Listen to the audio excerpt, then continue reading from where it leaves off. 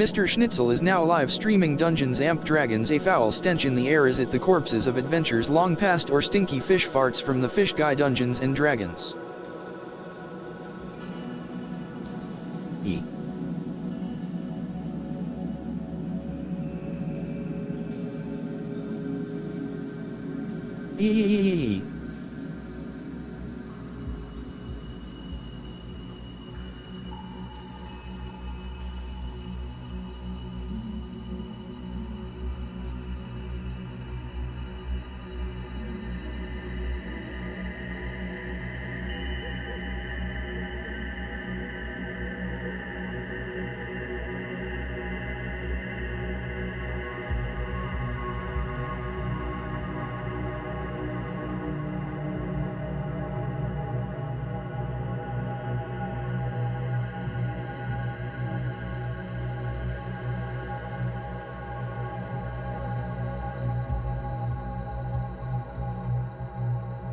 I'm gonna go honk me my I gotta wake up in 4 hours.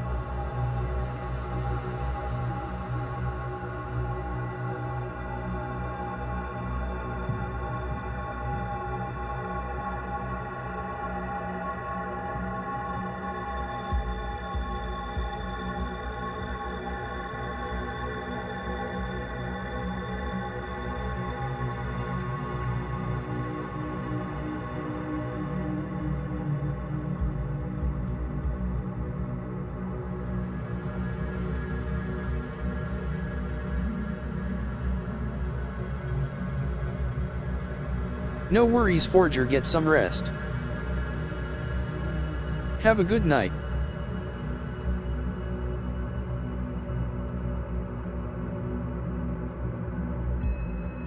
Schnitz, can we fight the Mind Goblin this session?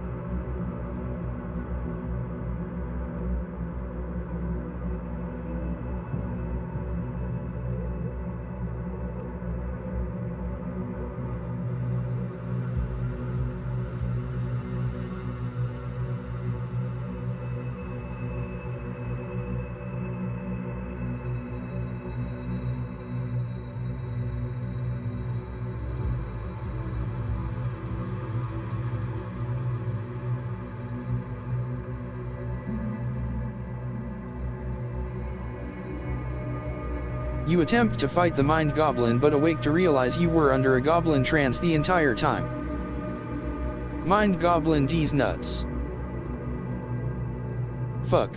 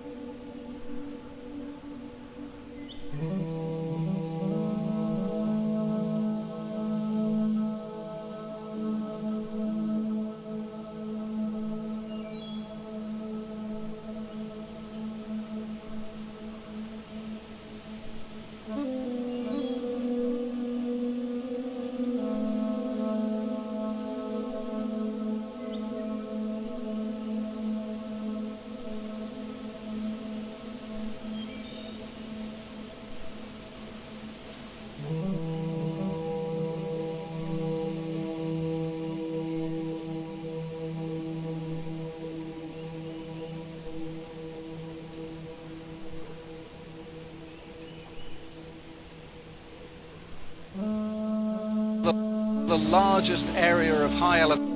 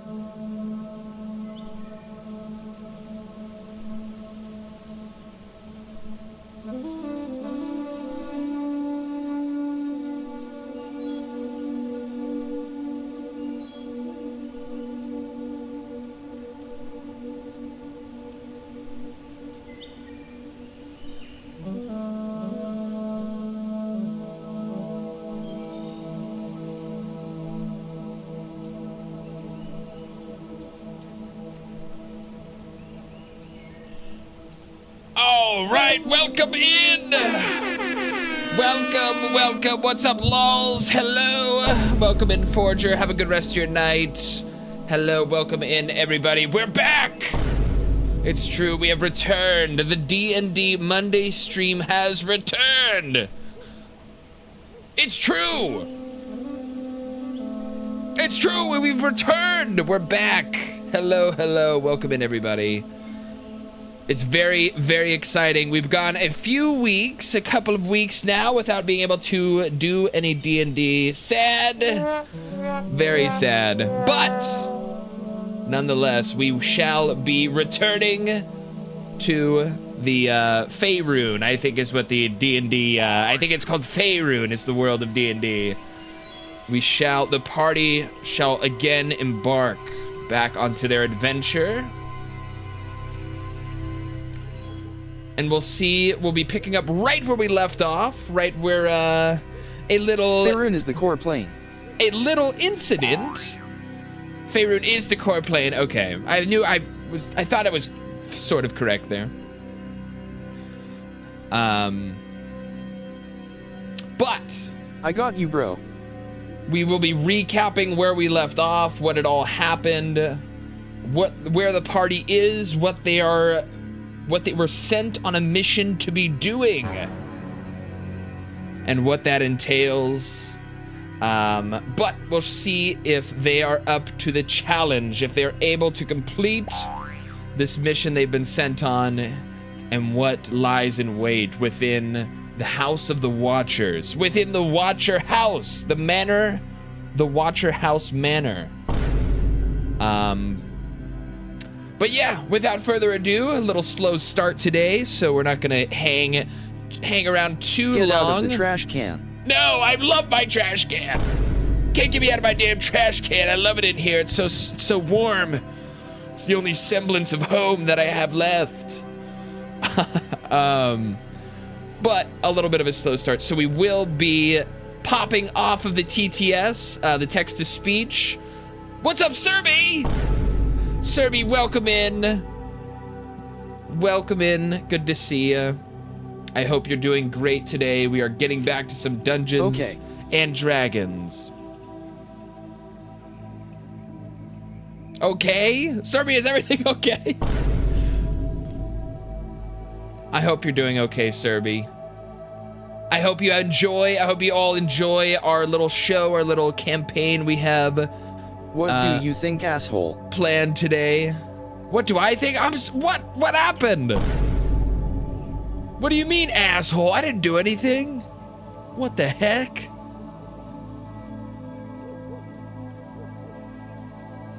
I hope you're feeling okay, Serby. Last night wasn't that long ago. Last night wasn't that long ago. Okay, so you are... I'm sorry, Serby. I didn't mean to, I misspoke. I was just joking around, and I may have misspoke. And I may have said something insensitive. I'm sorry, Serby. I didn't mean anything, by it. It was just everyone just... We were just joking around. We were kind of, we were goofing around at Serby's expense a little bit. We were playing some Resident Evil, and I may have said a blind joke. It was so funny. I may have said a blind joke, and I wasn't thinking, and I know that's a sensitive topic for Serby. I didn't mean anything by it. I would have said that to anyone. I would have said that to any of my, any friends or any other people in chat. I wasn't even thinking about it. I'm sorry about saying that, Serby. We were just messing around. We were being silly. But we won't be hanging around too long on the past here. We are going to move into the campaign. We'll have chat up. All right, farewell, Serby. Have a good rest of your night. Whoopsies. But we're going to get started. We're going to mute TTS here in just a second. And we will begin. No shit, who size? No shit, whoopsies. Am I silly? We're just being silly, Serby. All right. We'll see you guys soon. I hope you guys have a great rest of your night. I hope you enjoy. Sit back. So funny. Sit back, relax, have a good time, have fun. We will be jumping into the campaign. Oh, whoa, whoopsies. All right. We are going to reconnect with our party here as we schmoove over here. Hello, everyone. Welcome back. Oh my god. Welcome. We're back. Jump scare. Jump scare. A little bit of a jump scare. Hello. Hello, everyone. How's everyone doing? I'm doing good. Hell yeah. Living the dream. D&D. Living the dream. Living the dream. So, just to recap where everyone had left off last session, on the tail end of an attack upon the Burgomaster's mansion, almost some members going unconscious, some members fleeing out of fear, instilled by their own party members away from the mansion, running out into the distance. After recuperating and regrouping, they were spoken to by the Burgomaster himself, and he came up with a plan. He revealed to the party that the attack was done by none other than the Watchers, a powerful family that has lived within Valaki for generations. And he revealed to them a plan he had concocted.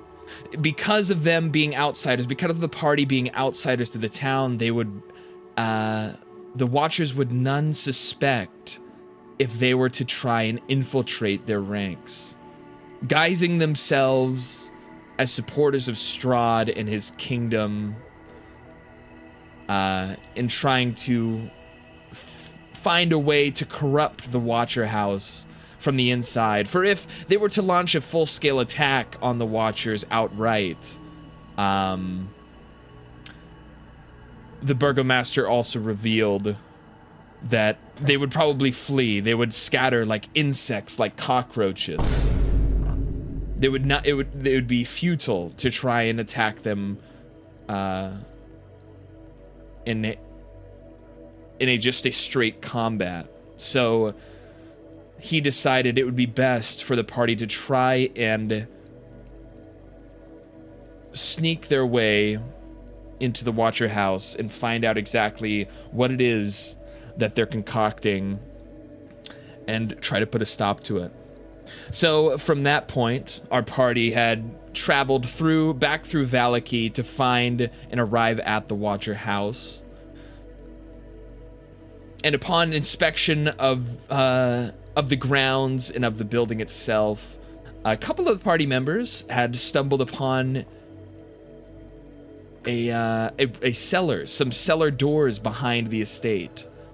And when they had tried to break through it, they were caught. A spectator from the window, one of the windows of the estate, had seen them fiddling with the cellar doors, and the last we saw of the party in our last session was the viewer from the window rushing through the building and towards what was probably the exit to try and confront them. But so we will return to, let me get us back. We are returning to the Watcher House, where we had all left off here.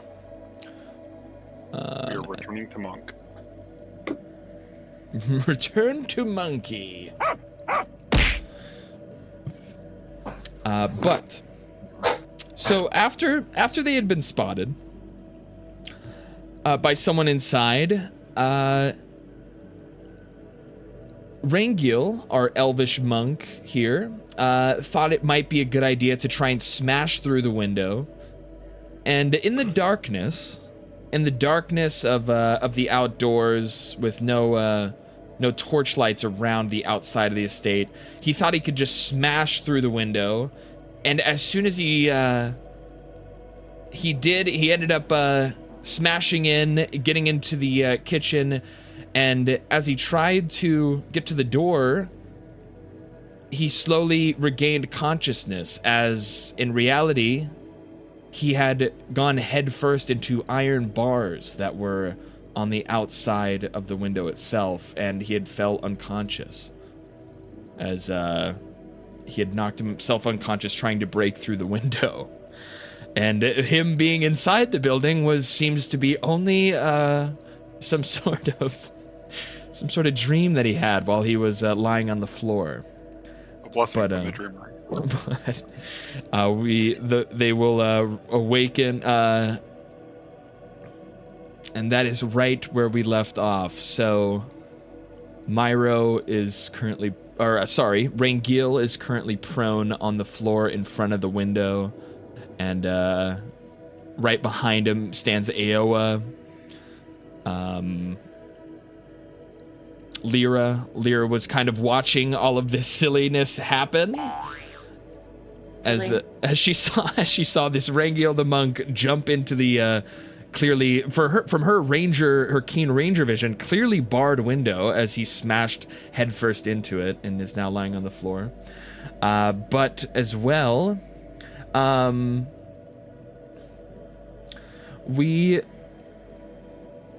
with Morven was just waiting around kind of near the entrance, not wanting to partake in the shenanigans that the rest of her party was up to.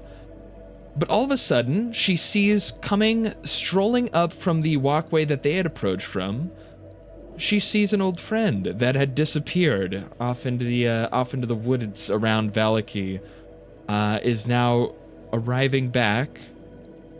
He had able to, with their sense, and perhaps he had asked the burgomaster where his friends had gone off to after coming to. He was able to make his way back to the Watcher House estate, and where we are now is he is approaching the front of the manor. But I will leave it up to you guys what happens next. Morven waves and just like, Aurelia! I'm so sorry. I forgot you'd have to run away if I did that. That was my mistake. Yeah, I kind of wandered off in the woods for a few days. Are you not hurt or anything? You feeling fairly well? Yeah, there were lots of small animals to eat. I'm sure you were quite fine then. So so canonically, he was lost in the woods for so long that he was fending for himself, eating the woodland creatures that he could hunt down in the wooded area. Very interesting. Can I pick up my unconscious son and just princess carry him? Sure. Here, yeah, you can pick him up. But while you're picking him up, Rangil, make me a Constitution check, just a straight Constitution check.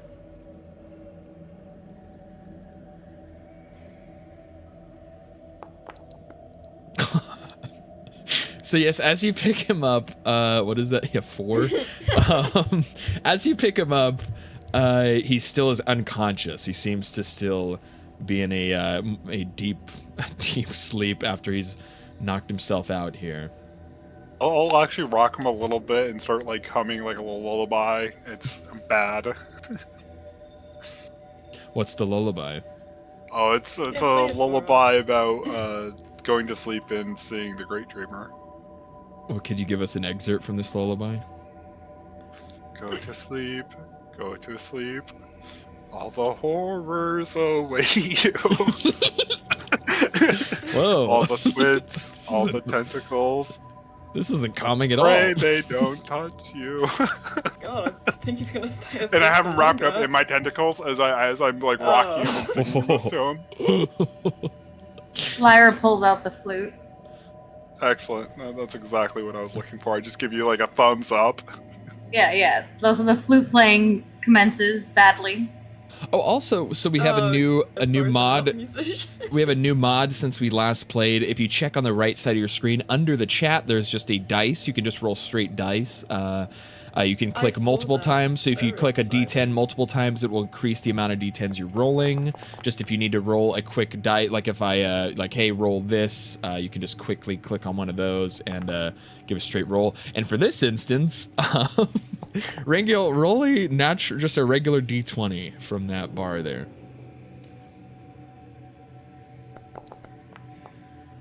Okay. Yeah,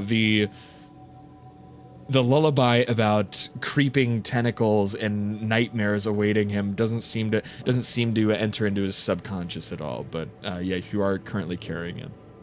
He's blessed by Cthulhu. Of course I wouldn't. These are traditional folk songs of my religion. But what is Lyra doing here? What is that? I'm playing the flute. Yeah, I'm bringing him closer to the flute. Here, I'm gonna get him kind of following on you. There we go.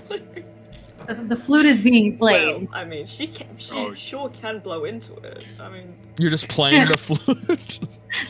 There might not be any notes being played, but doubt sure is coming out. Let's see. Make a performance check. oh, that's gonna be bad. Let's see. Yeah, let's see what kind of notes we're hearing here.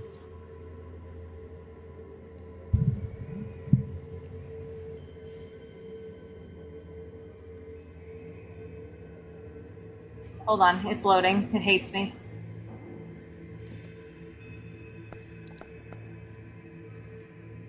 Okay. Yeah. So as you're carrying Rangil up off of the floor, you hear behind you a sort of out of tune but not so incoherent playing of the flute. Kind of a.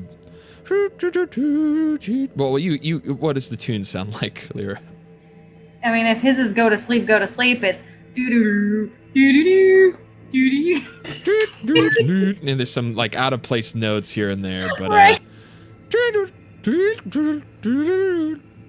It's definitely squawking a little bit. Play through the lullaby, I'm going to change it up, and it's going to change to, hey there, Cthulhu, what's it like in New York City? There's no warning instant swap. Holy moly. And I'll turn over to Lyra, and I wonder what it's like in New York City right now. Me too. I don't know what that is. I don't either.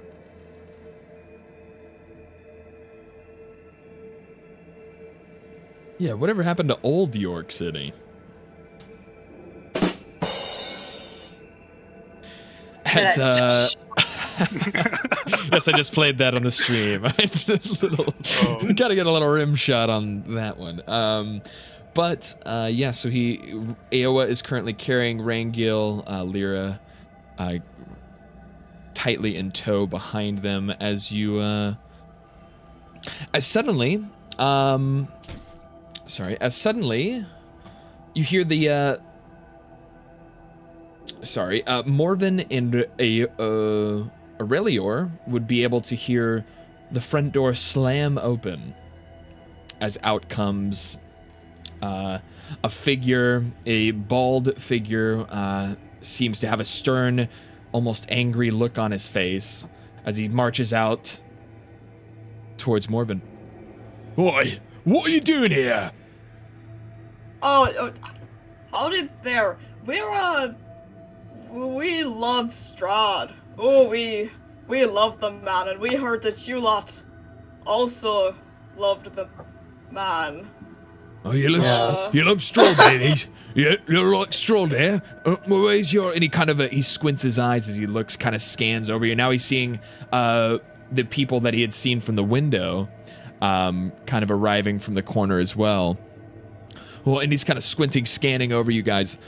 Well, you don't bear the mark. Where's your emblem if you love Strahd so much? We heard you had the Look best at me, I'm emblems. tiny. I can't We very heard- well carry an emblem on me. I heard you had down. the best emblems, so I was coming to you to get the best emblem. And he's still kind of squinting and looking over you as you see another figure emerge from the doorway ahead of you. Oh, Fantastic. And he seems to be sort of a taller, seems to be around 6 foot tall. The the cook that you saw run out from the doorway is kind of a shorter, more stout sort of individual with the red angry face, his eyes, his brows scrunched. He seems to be around more of a 5'6", but a taller, more professional, you see his stride, more of a professional individual, quickly sort of walks out. What is the meaning of this? David, what's going on here? Boy, these lot, they were trying to break through the cellar doors. I saw them through the window. They were trying to sneak in there, was. No, I dropped my flute between the bars and they were trying to get it out. Is this true? Were you trying And to Lyra break shows in? the No, lute. never. I was just a little overzealous about trying to meet Strahd and Stan and to bring up the good word of the Great Dreamer. Of course, Strahd could use the Great Dreamer's assistance. I'm his Pope, after all. I've never heard of this Great Dreamer. What is it that you want? Why are you all here? I'll have the guards called immediately if you don't explain yourselves. I mean, that's a I waste of time. I tried to explain it to your chef, and he didn't give a hoot. I think your chef might be a little dumb. And I want to meet Daddy Strahd. That's what I want.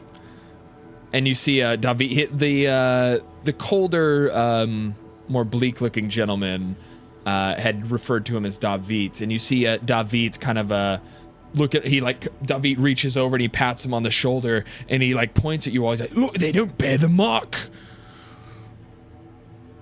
We want to bear the mark so badly, though. Yeah, we're in love with Mark Strahd. me up.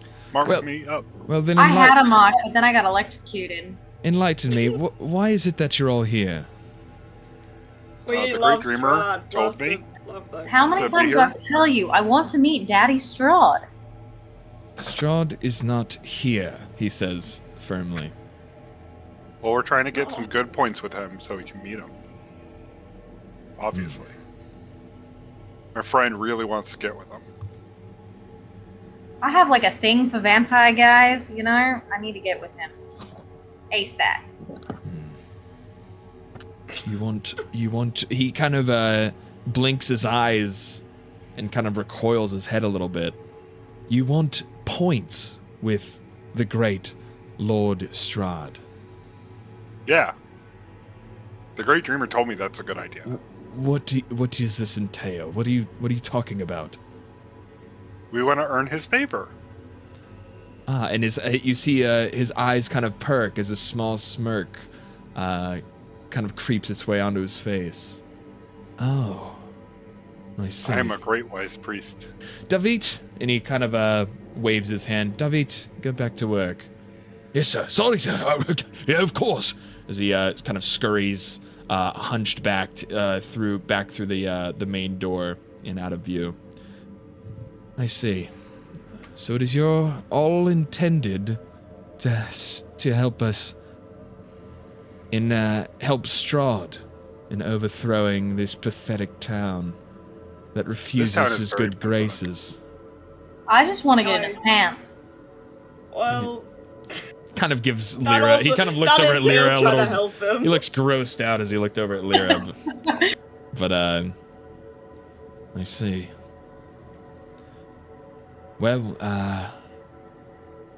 it is very, very interesting. How is it you heard about our house, our manor, the Watchers? The Great Dreamer gave me a divine vision to bring my friends here. I see.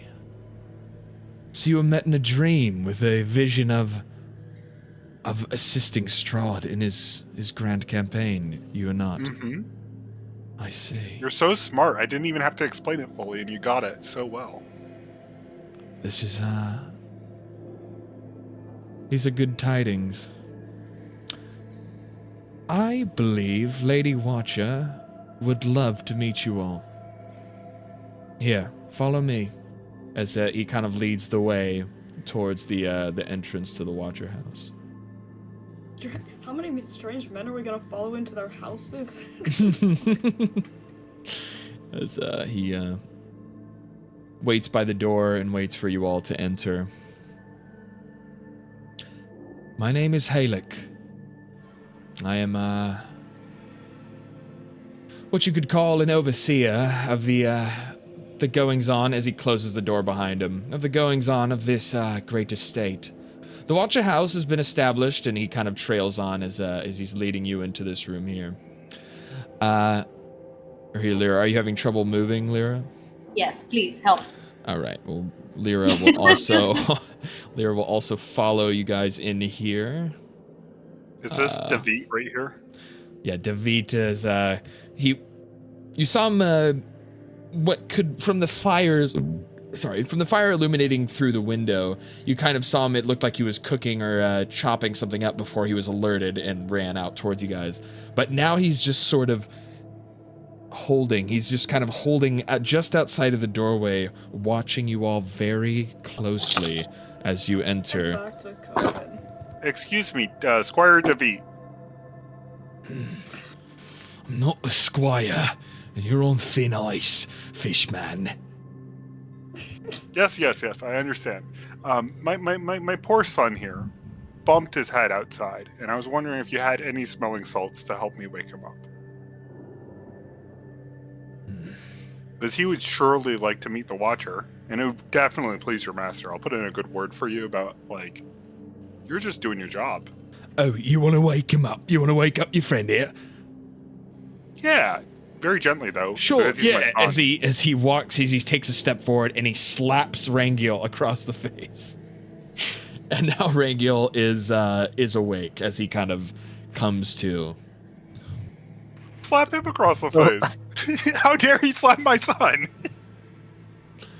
Oh, you wanted him woken up? As his eyes go wide. You wanted him woken up, didn't you? I said gently. He's my son. Well, Is he's that how awake you now. wake your own son? Yes, that's how he'd wake my own son. What you mean? Well, you're a bad father. I don't know how I feel about talking to you anymore. As he slowly kind of creeps back into his room, just holding by one of the corners of the building, just watching ever closer. Well, come on, no time to dally. Lady Watcher will be expecting you. But yes, the Watcher House has been around for many a generation. We have stood strong through the many wars, through the tribulations that us here in Valaki have faced. Excuse me, as he kind of sees the Dragonborn take a seat at the dining table. What are you doing there, Aurelia? What is your character doing? I just took a seat. Okay, just please. So he Those took a are seat at the wrong spot. please. We'll save the dining table for dining, lizard. Okay, please sit over here. Take a seat in the parlor. And as you all enter into the parlor,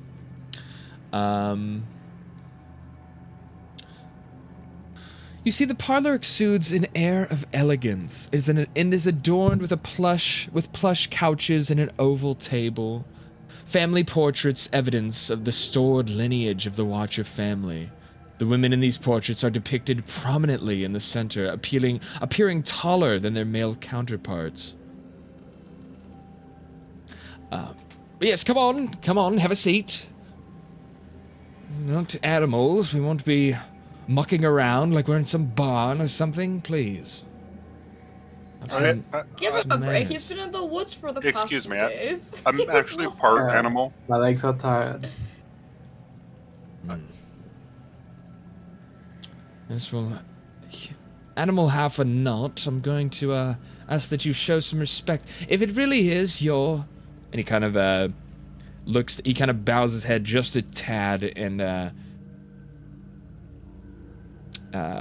his eyelids, his eyes kind of shoot down towards the floor. If it is your intention of assisting the powerful Lord Strahd in his campaign against the people here. What's up, Cam? Also just saw Cam LOL in the chat. If it is your intention to help us in fighting Strahd, you will follow instruction. Now please, He kind of waves over towards the monk, towards Rangio. Please have a seat. She'll be arriving shortly. So Lyra will also make her way in and have a seat here. All right. I'll alert Lady Watcher of your presence. Just stay put here. She walks away out of sight. I don't know about you, lot, but I'm a bit worried she's gonna be a giant just based off these portraits. These women seem massive. I like big women. Yeah, okay, I agree. Amazon man. I second that. Big woman. Big woman. Big woman. Oh, don't Big chant! woman. Good lord! I'm definitely chanting big woman. We're gonna get kicked out. No, we're showing proper respect. I think they mean respect in the more dignified manner. But as you're sitting, your eyes wander and you kind of take a look around here, and you glance over. Some of you would happen to see the dining room, and this dining room also exudes the same elegant charm as the parlor from a bygone era. Every element is immaculately clean and properly arranged, displaying a sense of formality. However, upon closer inspection, you notice that the silverware has tarnished. You see, the silverware upon the table seems to be tarnished from wear and tear over time. Very contrast to how clean and in order the rest of the room looks. Tarnished, foul tarnished.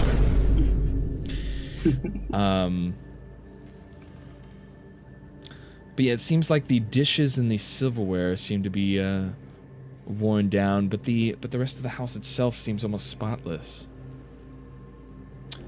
But yeah, you guys are kind of waiting here.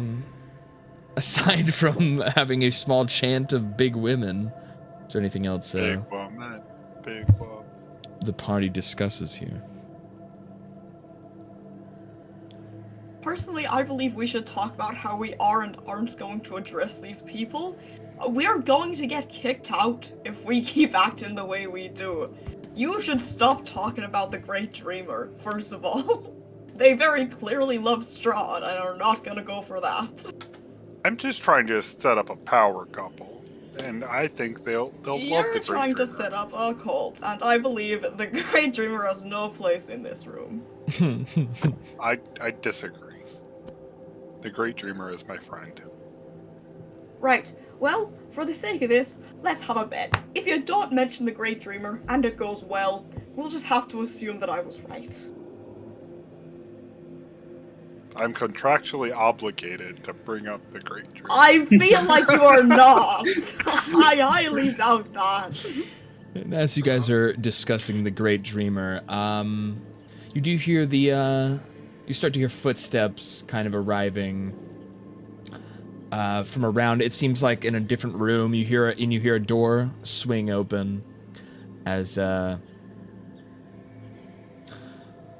shortly you do hear the very calculated footsteps of a woman in high heels.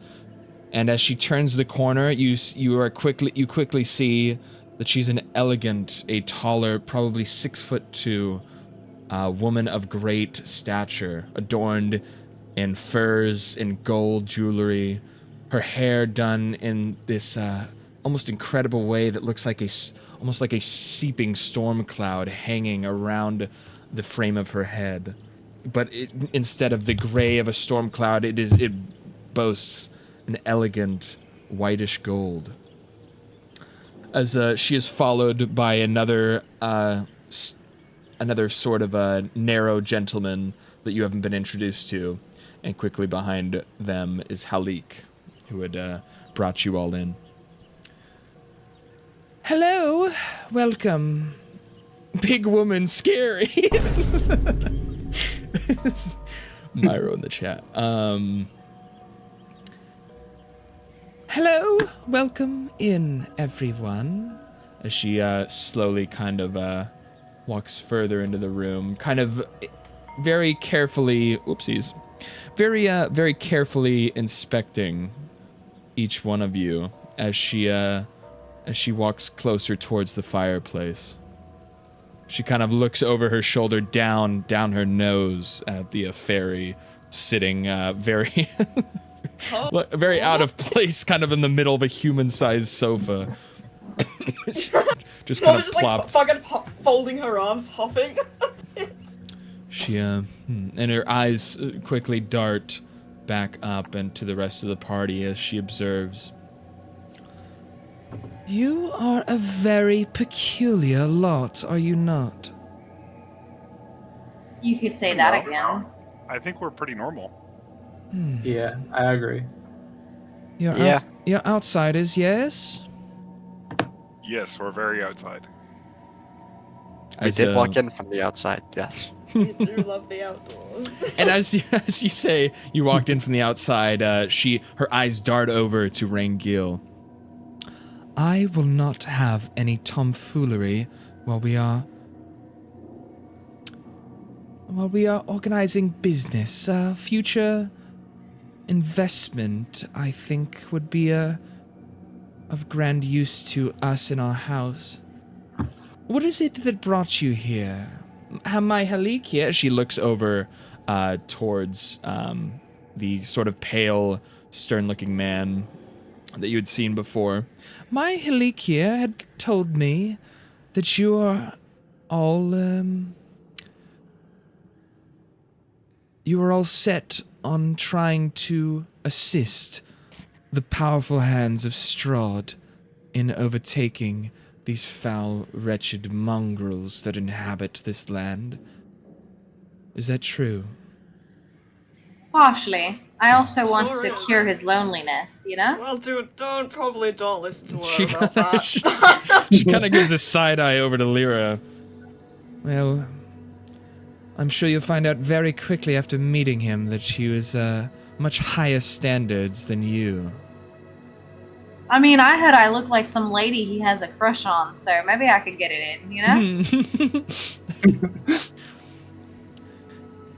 Also, speaking of beautiful women, I forgot to mention we have Winter has a brand new. If you guys have seen Winter's avatar on the stream, she has a brand new avatar that she made for her character here. It looks very, very pretty with the curls and the waves and the hair and the. Those are the braids that she braids. braided with the doll hair last stream. looks so from the doll hair.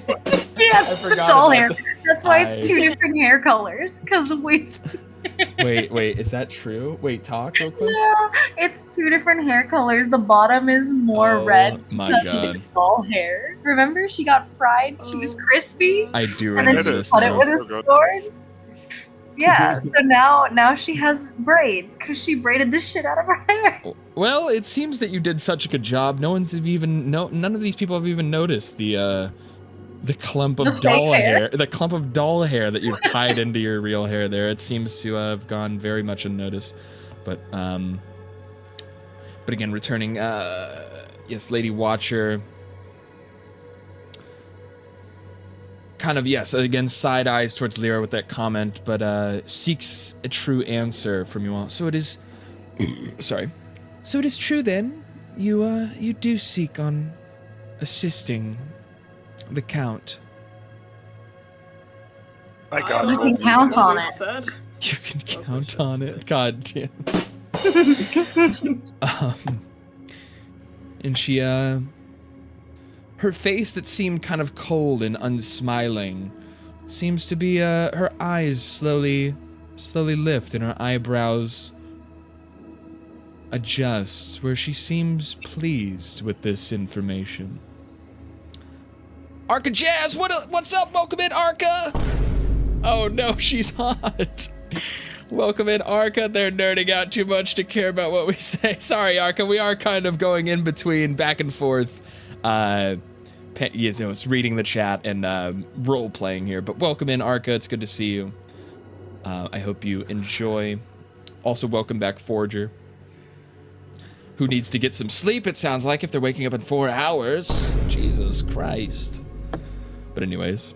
But yes, she looks... Just don't sleep. Yeah, you see a face of you see a pleased expression kind of grace Her as well. All of these characters you've seen seem very pale, like they seem to be. You can gather that they spend a lot of time indoors.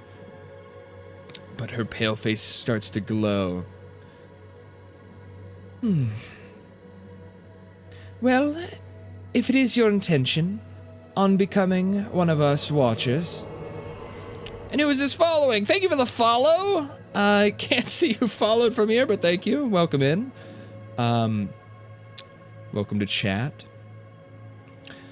But she, again, I'm sorry, I keep getting off track. But she smiles and she says, well, then it is settled. I think it is, I think it is important I get to meet the newest additions to our family here. Please, Halik, call for David.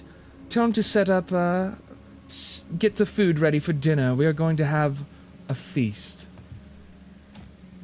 I do believe it is, I'm famished myself, Halik. Please make sure it is done post-haste. As she kind of wanders. Thank you for the followers, both of the Reapers. Both Reapers? Exceedingly similar. Well, one's called The Reaper Appears Again, and the other is The Reaper of Chaos the Third. Hell yeah, welcome in, Reapers of Chaos and Reapers Appears Again. I do double follows, hey, hell yeah! Alright, pretty cool. Welcome in, Reaper. Thank you for the double follow, I suppose. But yes, you see Lady Watcher as she kind of goes, she walks off to prepare herself as Halik kind of walks over to this other gentleman that you haven't been introduced to yet. As he does address him,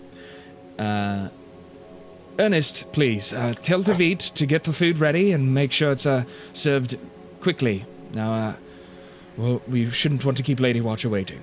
As Ernest kind of nods his head and he shuffles off towards the kitchen that you'd seen earlier. But yeah, please, I guess you are right to be taking a seat at the dining table, my lizard friend here. Take a seat anywhere you wish. We'll have dinner prepared shortly, as I will attend to Lady Watcher and make sure that everything is taken care of. As you see him kind of disappear around into the next room here.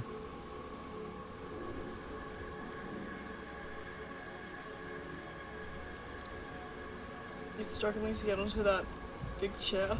And what does it look like while the party is moving over to the dining table here? It was definitely doing just...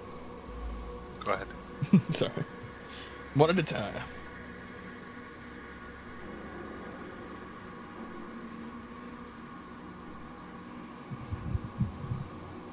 Well, Morphin's nobody's definitely going. judging these dirty fucking silverware. Jesus, they're meant to be rich. What is this? Yeah, with how small Morbin is, she can very clearly see again that the plates set on the table seem to be chipped and worn, and the silverware again tarnished with age. I eaten off of these. These look. Aowa's gonna cast Prestidigitation to clean his tableware and his son's tableware. As he sits at the head of the table like the patriarchy thinks he is. So with Aowa's with the wave of his hand, you see two of the plates that are set before you seem to look a lot more clean. As the prestidigitation washes over them, these plates and these silverware seem to be put back into more of a newer look, more of a shiny, fresh out of the silverware maker's factory, so to speak. He just smiles to himself, looking a little bit too pleased for such a simple trick. That he does every day, many times. He's a bit of a clean freak, you know? Like... Let him be a germaphobe. Thanks, son. Of course. But, yes, you hear some rumbling from down the hall into the kitchen, and a door quickly swings open as you see David, both arms filled with platters and different bowls and pots filled with what smells as he walks into the room, a waft of cooked tomato, of spices, of well grilled meats, as he kind of shuffles in between the Dragonborn Aurelior and Morven's seat, and he places one platter down here, again shuffling to another side of the table, and you see he places a large cooked pig upon the table, at the end of the table, opposite of Aoa.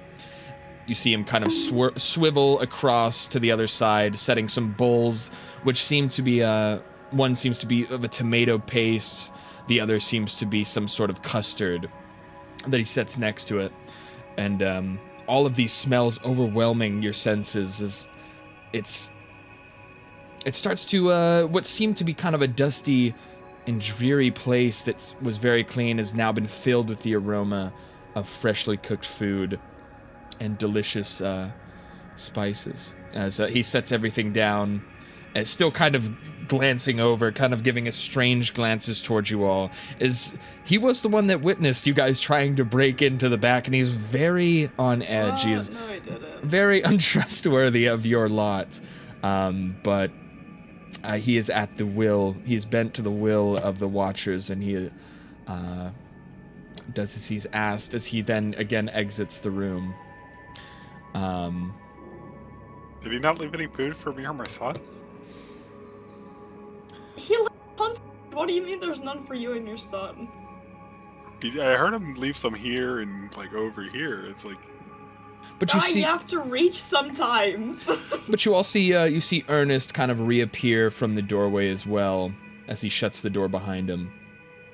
And instead of taking a seat for himself, he kind of stands post, his arms crossed in front of him, as he seems to be kind of coldly watching over the table and the ongoings of the room. As the door again that you'd seen Lady Watcher and Halik slip into reopens, and you see Lady Watcher emerge. And as she walks into the room, you smell a waft through the smells of the food and the aromas of everything going on. You smell a piercing perfume that she has adorned herself in, as she takes her seat at the very end of the table. And Halik follows behind, closing the door behind him, and similar to Ernest, sort of stands and crosses his arms behind himself as he watches closely as well. And you see, sorry. I kind of feel bad for your friends having to stand and watch us eat. Like, surely they can join us. We have like 2 open seats right next to you. Lady Watcher kind of chuckles to herself, and as she smiles and looks over at you. Don't worry, for my servants, all Watchers of our house, are well fed, and they are kept in good... They are fed well and treated just as well in their own quarters at their own times. For this is a feast. I like it. It's a power move. You got a firm grip on these guys. I like it. Yes, I'm glad you understand. But this is a feast that we have to introduce new members into our family. And I do truly wish to know you all. So where is it that you're arriving from? Like originally, or like? Well, yes, you, Fishman. Where is it that how did you end up here in the lands of Barovia? So I was born in a place called Ravnica, and then I was shipped off to a guild called the Simic Guild, and then I was experimented on. And then there was a bit of a magical accident. Experimented on, you say? Yes. I grew all these fun things, and I wave a tentacle at her.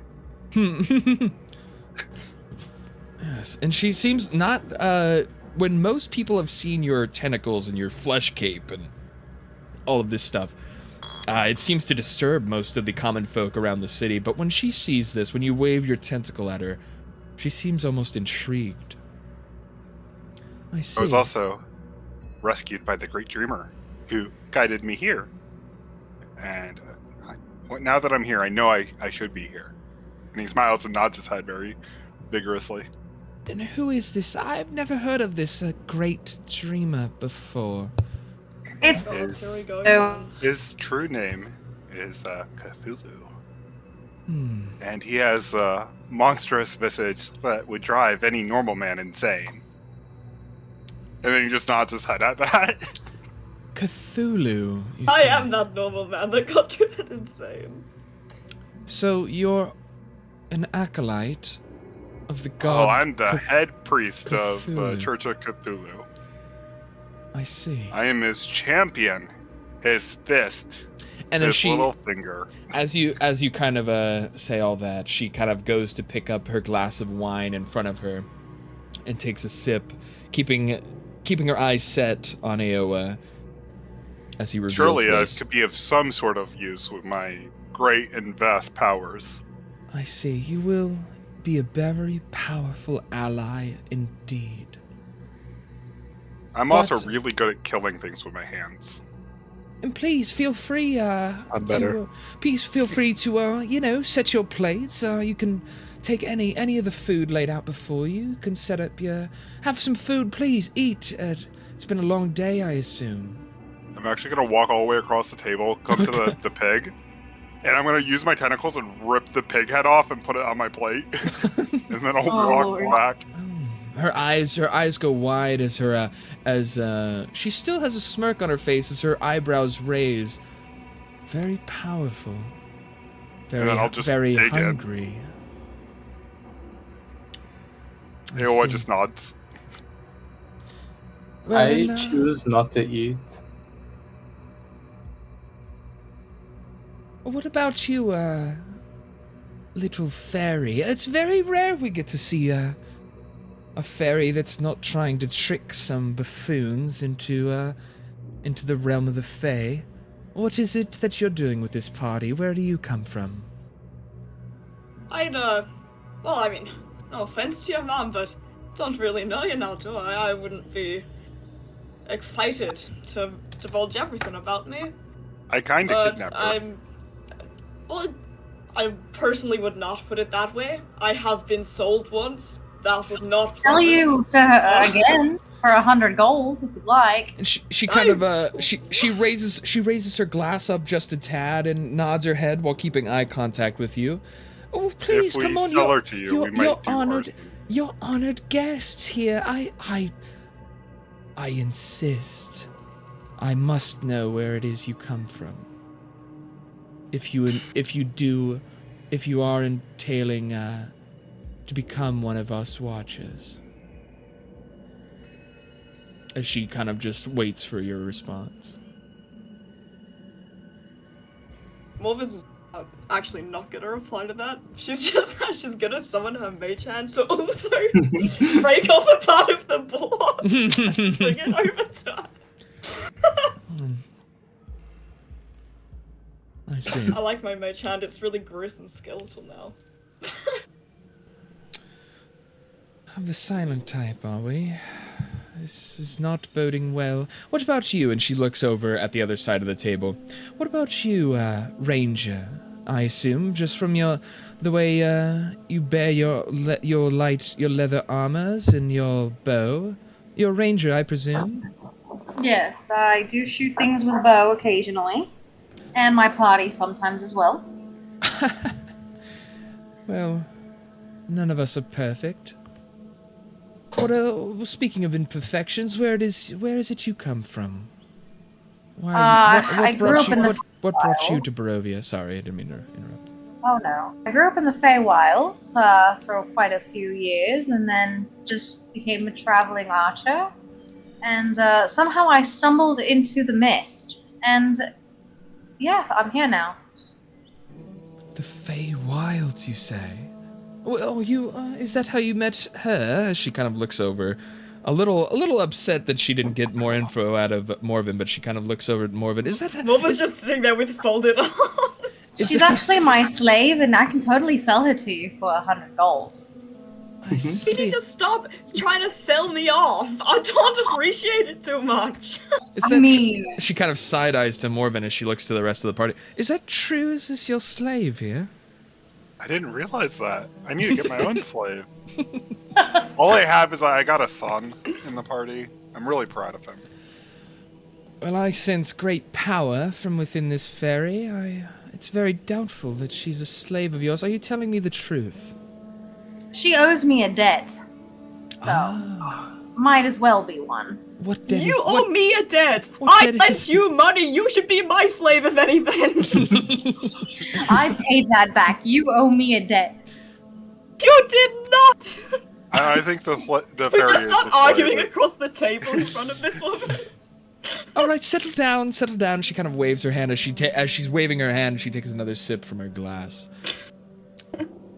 Please, please, inside voices. I'm very sorry, Madam Watcher Lady. I'm so sorry. It's quite all right. But you, and she looks to the monk. She looks to Rangil. Where are you from, Rangil? Sorry, she doesn't know your name. Where are you from? I grabbed from your attire as well. You seem to be of the cloth, of the monkish cloth. What's up, Skeeby? Welcome in. But yes, where is it? What brought you to Barovia, fine elf? My home doesn't like me anymore, and so I wanted to come find a new home. And then I fell asleep, and I woke up next to this tentacle man, and he was like, "You're my son." I see. So now I have a dad. Well, in her eyes, her eyelids kind of dart downward as she's kind of swirling her glass. I know all too well the feeling of being rejected by those around you. And them not understanding the power that you hold. Well, and what about you? What of you, Dragonborn? I was once a concubine. A concubine, you say? Oh, this is very interesting. A concubine of whom? I was a concubine of a great lich, but after many decades, I managed to escape his treacherous grasp. I see. From out of one grasp and into the other, as you have arrived in Valaki, I'm not sure you're fully aware, but the leadership of this town is dwindling. It needs more. It seeks to fight the very power that it could grasp, that it could bring into itself and truly find its real form. And she kind of like trails off as she starts to kind of look towards, she kind of looks towards the ceiling up deep in thought as she rambles on. This town is in dire need of our help. It's in dire need of Strahd's help to free it from its mortal binds. And that she kind of readjusts her gaze towards all of you, and and that is what our purpose here is. We seek to not fight Strahd like these animals, like these insects beneath his foot. We seek to grant him the grace that he so desires, to seek his throne, his place of power in this realm. So far gone, the soulless that roam these streets make me ill. But it is very strange that you find us on this day and seek our guidance into becoming another of Strahd's loyal servants. But I greet you in our house, as she looks towards Halik and Ernest as they kind of bow towards you all as well. Our house greets you as well. Now, Why was it so strange that we came to see you today? Well, it is in fact we are only a day away from this strange, and she kind of flicks her hand backwards, this strange ceremony that the Burgomaster has been planning. What is it again? And she kind of twirls her hands in the air. Some festival of the rising sun, what have you. Some weird festival that he thinks that will help in any way whatsoever in defeating. Yeah, he's kind of dumb. I agree. As her eyes and a smile creeps over her face. I so much agree. He is lacking in many ways, more than just mental. Also, his kid is weird. Who do you mean? I heard he has a bunch of dolls in his rooms or something. He sounds like a weirdo. You mean that mutant Isaac that he intends to defend him against the writhing pain that this city is suffering? Yes. I think I broke most of his dolls though, as Lara pulls out one of the dolls and puts it on the desk or the table. I see. So you've met Isaac then? It is true. He's an aberration that has no place in this city, and he's been given a right-hand spot. Very much showing us all that he has no power left to control these people, and that Strahd is ever more ready to take a grip over our land. But welcome in Shroomsy. Yes, the pause. I was not expecting a fart sound. But welcome in. Hello. But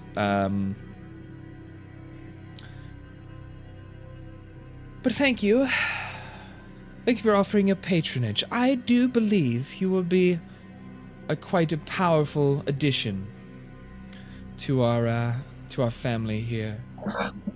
But please, make yourselves at home for now. If you wish to take a look around, our manor, I will not stop you. Feel free to ask Halik or Ernest here, as she nods to them, if you have any questions about our estate or any of its ongoings. But yeah, take an hour to make yourselves at home, and within an hour's time, we will finalize your entrance into our house. I don't mean to show weakness, but you have found us at a most desperate time. We need all the help we can get. For we do seek the downfall of this poor village, the squabble, the filth. We seek to cleanse that all, purge it, and make a new home for the followers of the bloody Lord Strahd. But without further ado, please, if you wish to continue eating, be my guest. But I must go prepare. She kind of pushes her chair back and she steps up, and she will.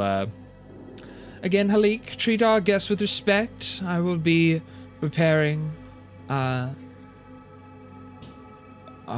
quarters in which we will introduce them to our Watcher house, as she will close the door behind her. And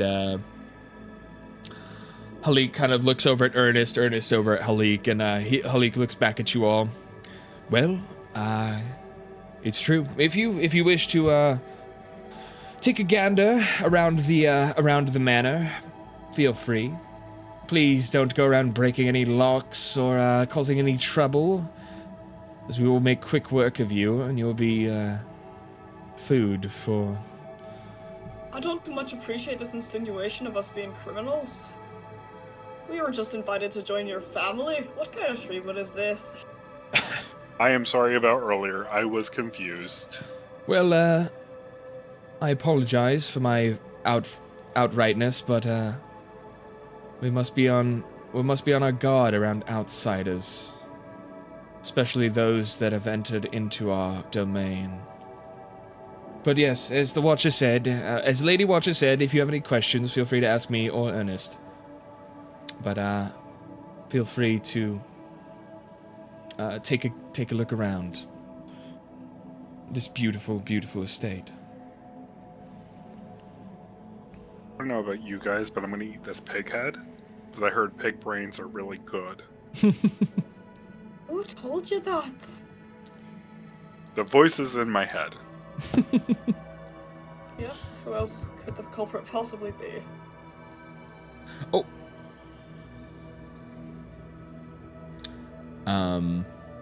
But yes, you are all free to explore around the house if you wish.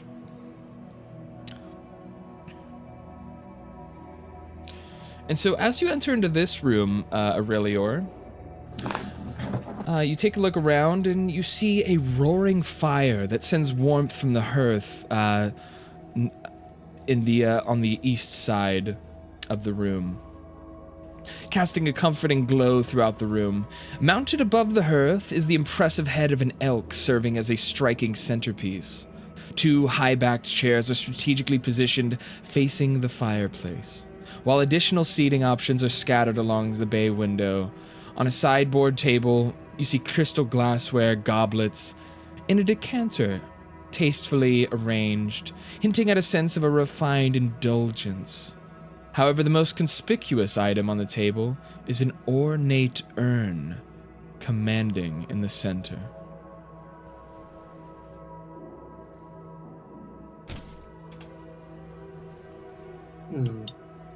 Can I investigate the urn? Sure.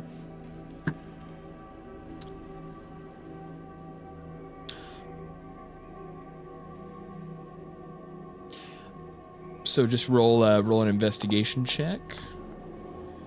All right. So yeah, you take a closer look at the urn, and this is what you see.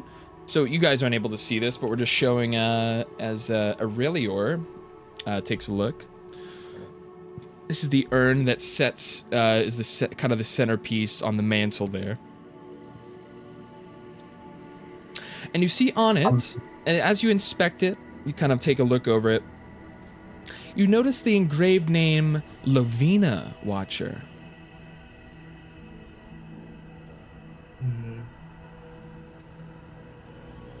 Can I open it? As you're kind of inspecting it, you see Halik kind of walks in behind you. Yes, you see, I see you found the urn holding the remains of the great Lovina Watcher. It was the mother. Ooh. It was the mother of our current house leader, Lady Watcher. Lovina was very powerful indeed. I was actually brought on into the ranks of Watchers under her command. Oh, okay. How did she pass away? A stern, kind of a cold look passes over his face, as he was kind of glowing, remembering the Lovina Watcher. As you ask how she met her demise, he kind of sinks back into himself. Well, it might be a story for another time, I'm afraid. Alright, well, I'll put back the urn and walk away. So he kind of follows you out just to kind of re-enter into his spot, and you're kind of in the center of the room here.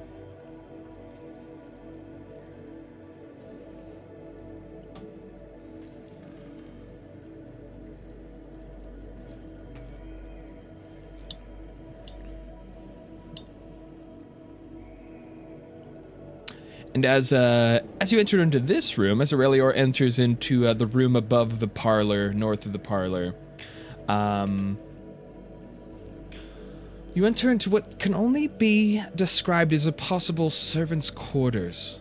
They seem modestly appointed with 4 basic beds and wooden chests, but the room exudes an atmosphere of orderliness and cleanliness, with every item in its place. The beds are neatly made, the wooden chests are properly closed, indicating a high level of tidiness and discipline. Hmm.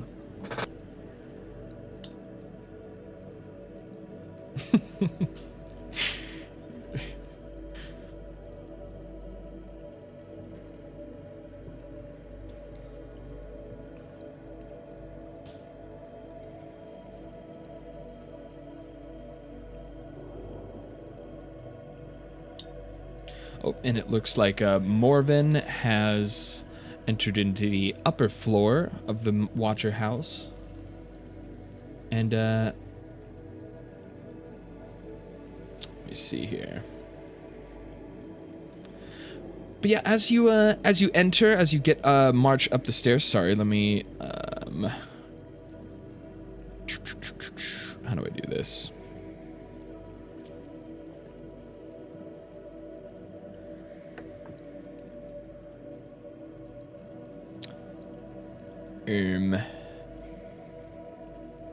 Oh, I'd have to activate it. Here, so you guys have gone upstairs. We'll, just kind of stay put for the time being. But as for the rest of you, what is everyone else doing? Do you guys want to join them upstairs? I've been trying to go upstairs, but it's glitching. Okay, so you're trying to go upstairs as well. Do you guys want to follow them up, upstairs here?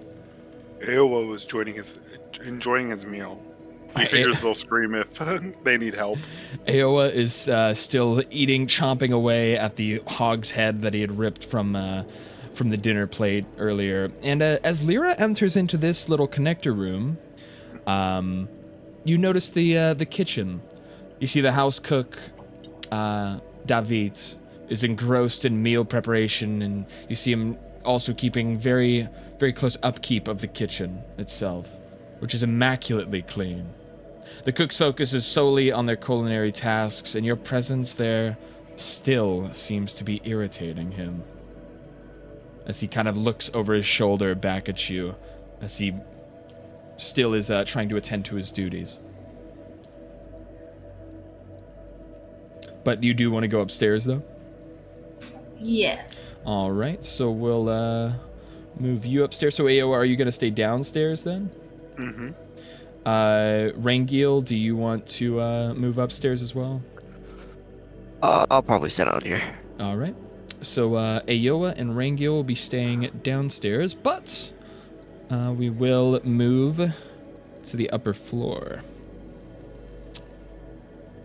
And as you grace your way up the stairs, you do see again the immaculate cleanliness of the hallway. You see a very ornate rug that covers the hallway floor itself. The beautiful looking wood paneling underneath seems to almost be a shame that it's covered up by this, but also an equally nice red velvet carpet. But yes, you have entered into the upper floor of the Watcher house. I fear opening these doors will just lead to people's bedroom. Who knows? Well, as Aurelior opens this door, you were right in assuming that there are some bedrooms up here. As you open the door, the bedroom is meticulously maintained, showcasing a keen sense of order, though sparsely furnished. Each element serves a purpose. A comfortable bed occupies a prominent spot, neatly made with crisp lines upon the comforter. Neatly made with crisp linens. Adjacent to the bed, a simple table provides a surface for study, writing, or personal items. A sturdy wooden chest is positioned against one wall, serving as storage for belongings and treasures. And a meticulously arranged wardrobe stands opposite of the bed, housing the noble's well-maintained clothing.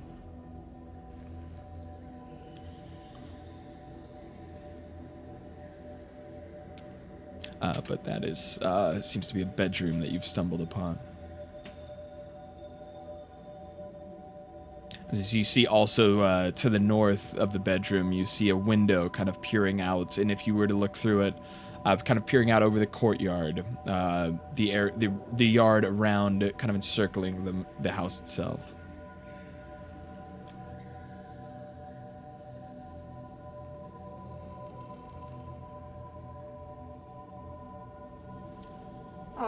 Let's hope the next one doesn't have people inside of it. And as you step into this room, seems to be a library. As you see, the room is adorned with tall bookshelves filled to the brim with a vast collection of volumes. A small fire crackles in the hearth, casting a warm and inviting glow that dances across the room. In the center, a sturdy table stands, providing a space for study, writing, or perusing books. You notice several cats are playfully darting around, hiding on shelves or under furniture, and the air is imbued with the scent of aged parchment and felines.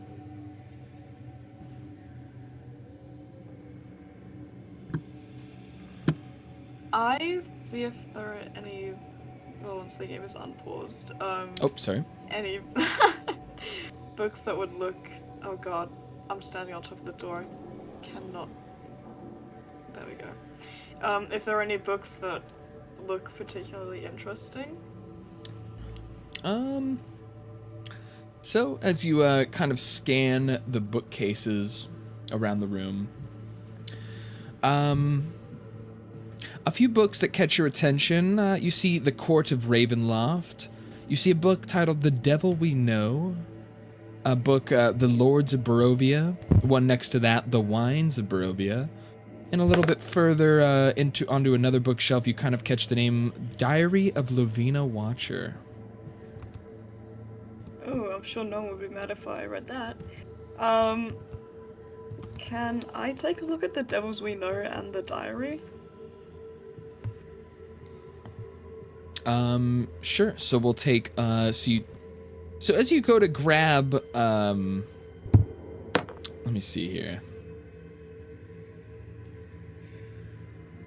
But yeah, as you go to grab the, you said which book did you grab? Aside from the Devils diary? We Know. Devil We Know. As you go to grab that book off of the shelf, you see a cat kind of hiss. One of the cats on top of the bookshelf here kind of hisses down at you, and kind of like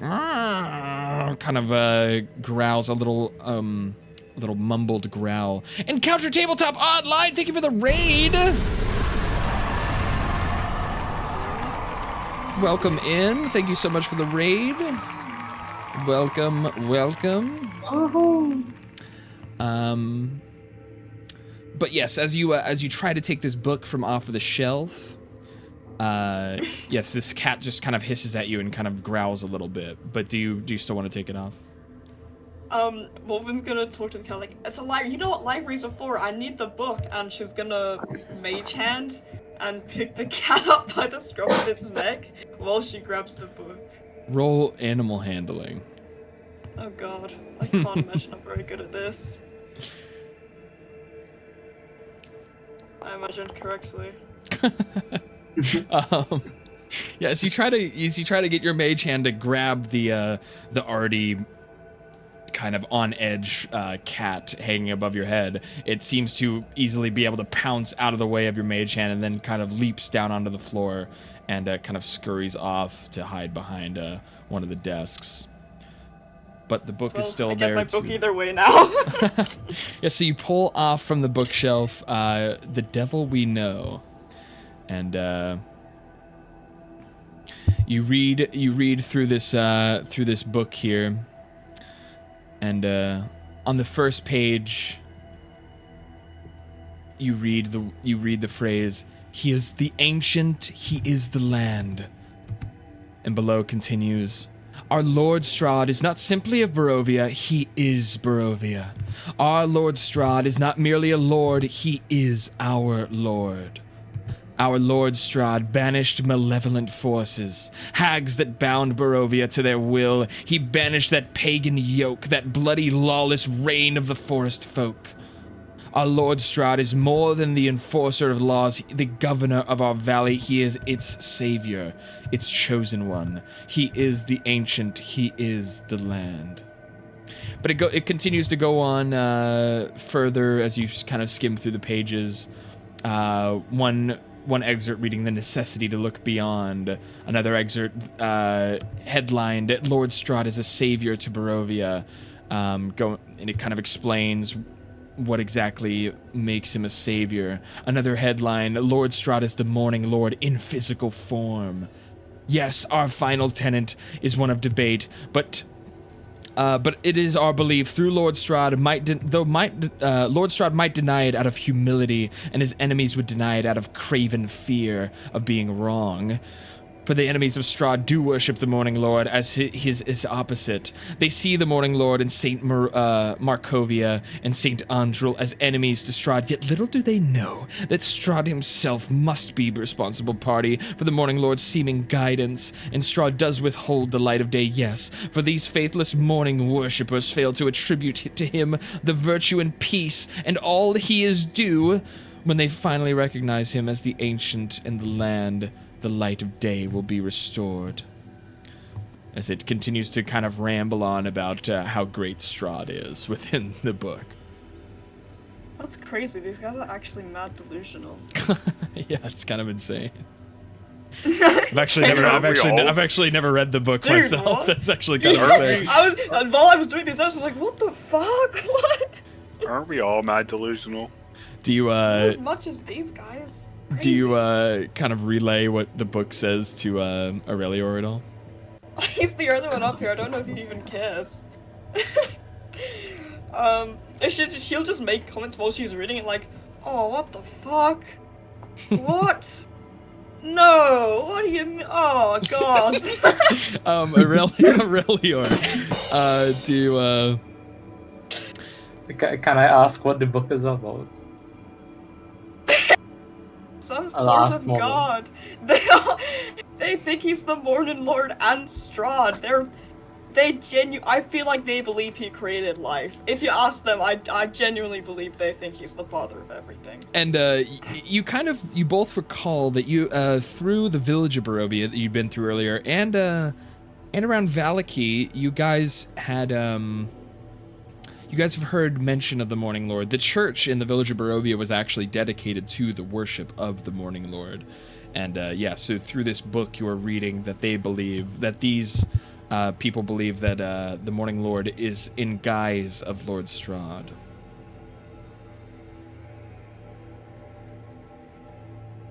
Well, I am upset more now than I was before. I'm done with this book. She'll put it back on the shelf. Sure. And as you set it back, you do still see some of the cats kind of very carefully watching you as these new smells and these new sights they have of people they haven't seen before. As they kind of very carefully tread around the library. But the diary that you had seen was on the bookshelf kind of to the south here.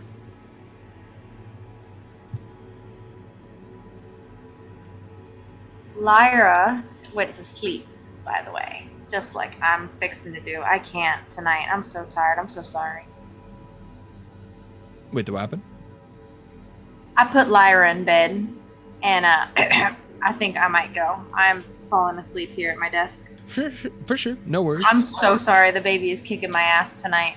But yeah, so Lyra, where's Lyra here? So Lyra will kind of as she grows weary after the long after the silliness outside of the manor, after defending against the raid of the burgomaster's mansion, she seems to need to find some rest as she settles down in this probably owned bed in this Too bad. room to the side, but she will very very slowly fall to sleep. But hey, thanks for making it for at least a little bit here. I'm so sorry. I tried. I was No like, worries. I'm so sorry. It is pretty late. I'll catch you next week. All right, farewell, Winter. We'll see you Bye, later. y'all. Bye. But Shroomsy, man, I wish I had more time to actually get into more D&D, dude. You have no idea. I have another game off stream planned for tomorrow. We have a couple other members in different games and stuff. We love D&D. God damn it. So much fun. Have a good night, Winter. We'll see ya. Catch you around. So you wanted to observe the diary. Do you pull the diary off the bookshelf? I am pulling the book off the bookshelf. Sure. So you remove the Diary of Lavina Watcher, and as you do, here, let's kind of peer back to this room here. And as you It collapses on top of you. as you pull the book from out of the bookshelf, it seems to have clicked. Something clicks behind the bookcase, and as you fully remove it and pull it into your hands, the bookcase itself slides and it kind of slides over as one half of the bookshelf remains still and another half seems to slide across the floor as a room has been revealed behind it. Oh god, what the hell? Will is gonna take a look at what's inside here. Seemingly nothing. So yes, as you enter, the concealed behind the hinged panel of the bookcase, within this secret space, an iron chest rests quietly in the corner. A few shelves adorn the wall, bearing stacks of papers that hint at a hidden knowledge and secrets. Although a thin layer of dust settles upon several surfaces, the areas where books are scattered about lack this dust, as if they've been recently disturbed. I don't like that. Can I open the chest? So you go to open the chest, and it appears to be locked. It appears that there's some sort of lock keeping the chest closed, and you would need to either use thieves' tools to open it, or you could try breaking and it open. alert everyone. Can I try breaking the lock?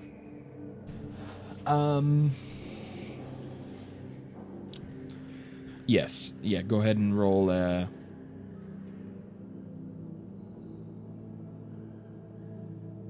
a strength check, sorry. Or sorry, you can roll a athletics check to try and open the chest.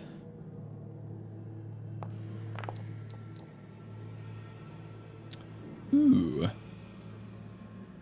In a 16, Will, you're able to crack open the chest. You're able to kind of, after kind of trying as quietly as you can to try and bash the lock that holds it closed with your scaled dragonborn fists, you are able to break it open, and you're able to open it up and see what's inside. And inside, you see, let me roll this real quick. Inside, you see 23 Strahd coins. And you also see what looks to be a pile of gold coins. You see 178 gold pieces within. I'll To be take the completely gold. honest, in a secret room, I was really expecting something dreadful to be hidden inside of that. Yeah. Well, amidst the coins and whatnot, you also see a map indeed. Upon closer inspection, Dungeons and Dragons, hell yeah, Dobby! Welcome in. The characters have found a secret room within the mansion that they were invited into. And within the chest, you see a map indeed to a property, what seems to be a farm near Lake Zarovich, and a map to its location. Near what, sorry? You see a map to a farm near Lake Zarovich, and a deed to said farm. Right, so that I want those. You also see a dragon pipe. You see a pipe that seems to be the claw of a dragon clutching a bowl where one would put herbs or a tobacco or something within it. But you also see a book grimoire of the Four Quarters.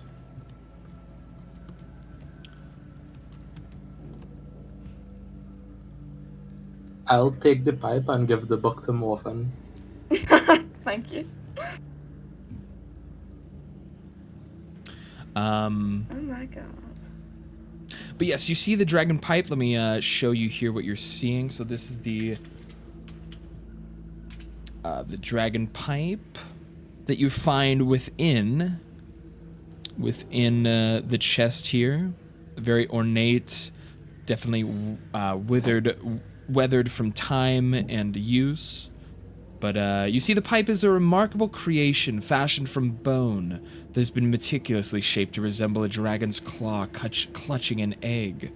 Its craftsmanship is exquisite, capturing the intricate details of scales and talons with remarkable precision. The bone used to construct the pipe has a weathered, aged appearance, lending an air of ancient mystique to the artifact. You can feel the weight and texture of the material in your hand.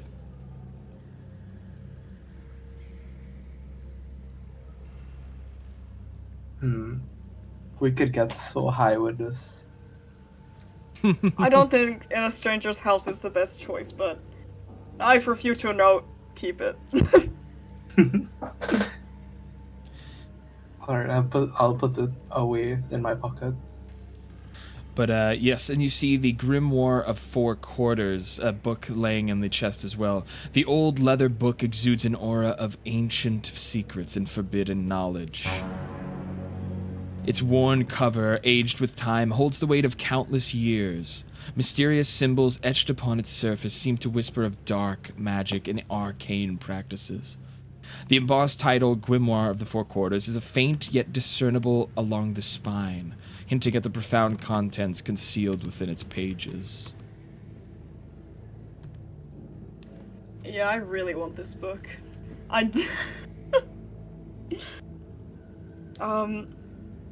Morvins is going to take it and hopefully read it when they're in a less compromising position, because I assume anyone who sees them in here will not be happy about it. Do you read the book? Do we have time to read the book? If so, yes. And, okay, so as you open the book, you feel a sense of dread. As a voice emanates, you dare to pursue the words scrawled within the pages of this dark tome, and an overwhelming sense of horror and death descends upon you. The contents of this foul manuscript, an embodiment of wickedness, reach out to consume your very being. With each line you read, a lurking terror deepens within your soul. The secrets held within these accursed pages were never meant to be known by mortal minds. The knowledge they contain is so unspeakably vile and apparent that even catching a glimpse of the scrawled text is an invitation to madness. Overwhelmed by the dread that emanates from your book, your hands tremble involuntarily. A surge of indescribable terror courses through your veins, causing you to drop the tome as it plops down onto the floor, as if it were a venomous serpent. An involuntary cry escapes your lips. An involuntary cry escapes your lips. Oh, man.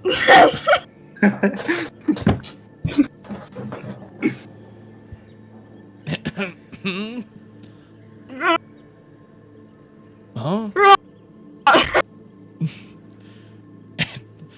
Yeah, the sound of terror. An instinctive reaction to the unrelenting darkness that has seized your very core. And Twinsies. Yikes! So here, roll a DC 20. Alright, hell yeah, we all know how good my rolls are. Unprompted. Just roll high. Oh yeah. That was fire, you guys. Whoops.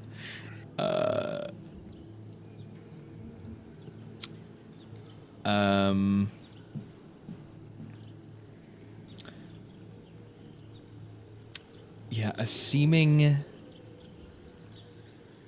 presence kind of overwhelms you, but you're not sure what it is at this point in time. But anyway, so yeah, you tried peeking into this book, and it seems to have instilled a terror in you you've never felt before.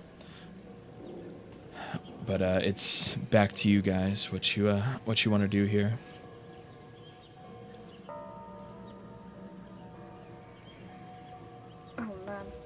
Yep, so Morven's dropped the book. She's just immediately going to pull the door back out.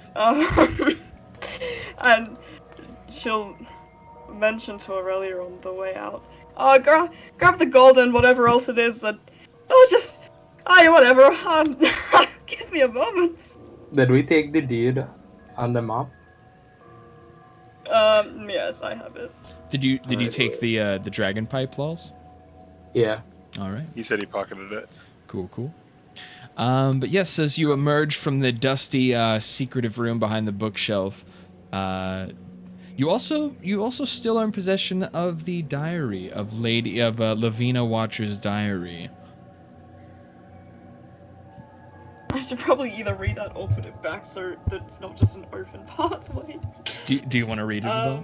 Yeah, I'll give it a quick look over.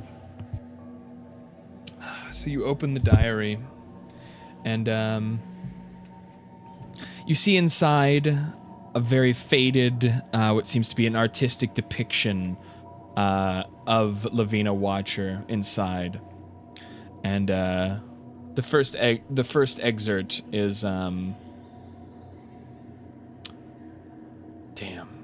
This is in a sort of a cursive font. I can barely even read. Fivril. Oh God. The first excerpt seems to be dated Fivril 12th, 347. Today, I attended a lavish party in Valaki and unexpectedly encountered Leo, Dilciana, and Zarovich. It seems he took a quick liking to me. Leo possesses an aquiline nose and dark eyes that hold an alluring gaze, but his Vistani heritage is undeniably more prominent than I would prefer. Yet there's a kindness in his demeanor that intrigues me. What truly astonishes me is the fact that Leo, the illegitimate son of the king, is the only Vistani permitted in Valaki. It's quite a scandalous revelation to think Vistani blood runs in the veins of the king's own offspring. Yet within these walls no one dares utter a word about it, as if it were an unspoken pact among the townsfolk. But you continue reading on, and it just, she goes on to describe a ball that she attended with Leo, and, it seems that she had also ran into Strahd and his brother Sergi. That you're now, I think, just now learning that Strahd had a brother of the name Sergi. We had no clue about this. So, yes, the half-brothers Strahd and Sergi. Strahd, a tall and enigmatic figure, emanated a commanding presence that permeated the room that she was in. She goes on to describe the ball and their ongoings. I think we knew about Sergei. I think because we learned about how they were like close, and then Sergei died, and then like Strahd like buried him somewhere. I forget exactly what it was, but we learned something about how like Strahd is like living in the memory of Sergei or something like that. I don't remember fully, but I think it was brought up. But as you continue reading, as you flip to one of the pages, tucked in between two of the pages, seems to be a letter of some kind from that is what's the word? That seems to be sent. The sender seems to be Strahd von Zarovich himself. And he goes on to write, "Dearest Lavina Watcher, it pains me to inform you that my misguided half-brother Leo has exploited our family's trust since our father's passing, and he's aligned himself with those who oppose us, and we fear grave consequences may ensue.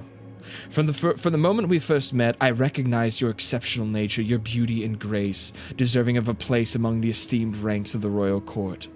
You are cherished and spoken of fondly by Tatiana.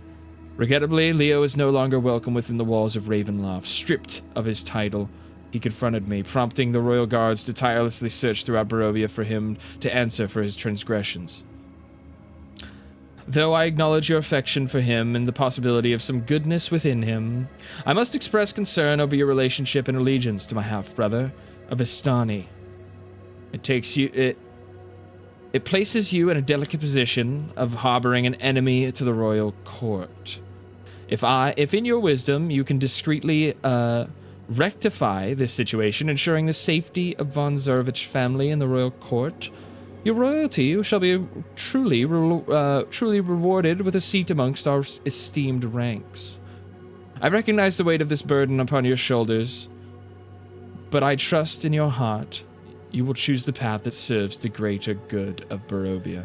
With the utmost in respect and gratitude, Strahd von Zarovich, stamped upon it the seal of the von Zarovich family line.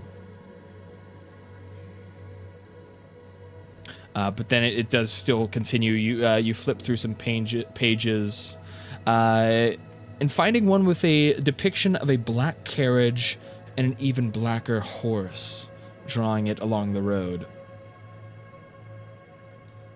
And you read from Rayavar 20th, 347, with an ominous air, a foreboding black carriage arrived at the house.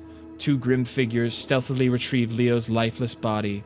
Shrouded in unsettling silence, their departure matched with the speed of their animal, instilling a sense of dread that lingered long after they had vanished down the road.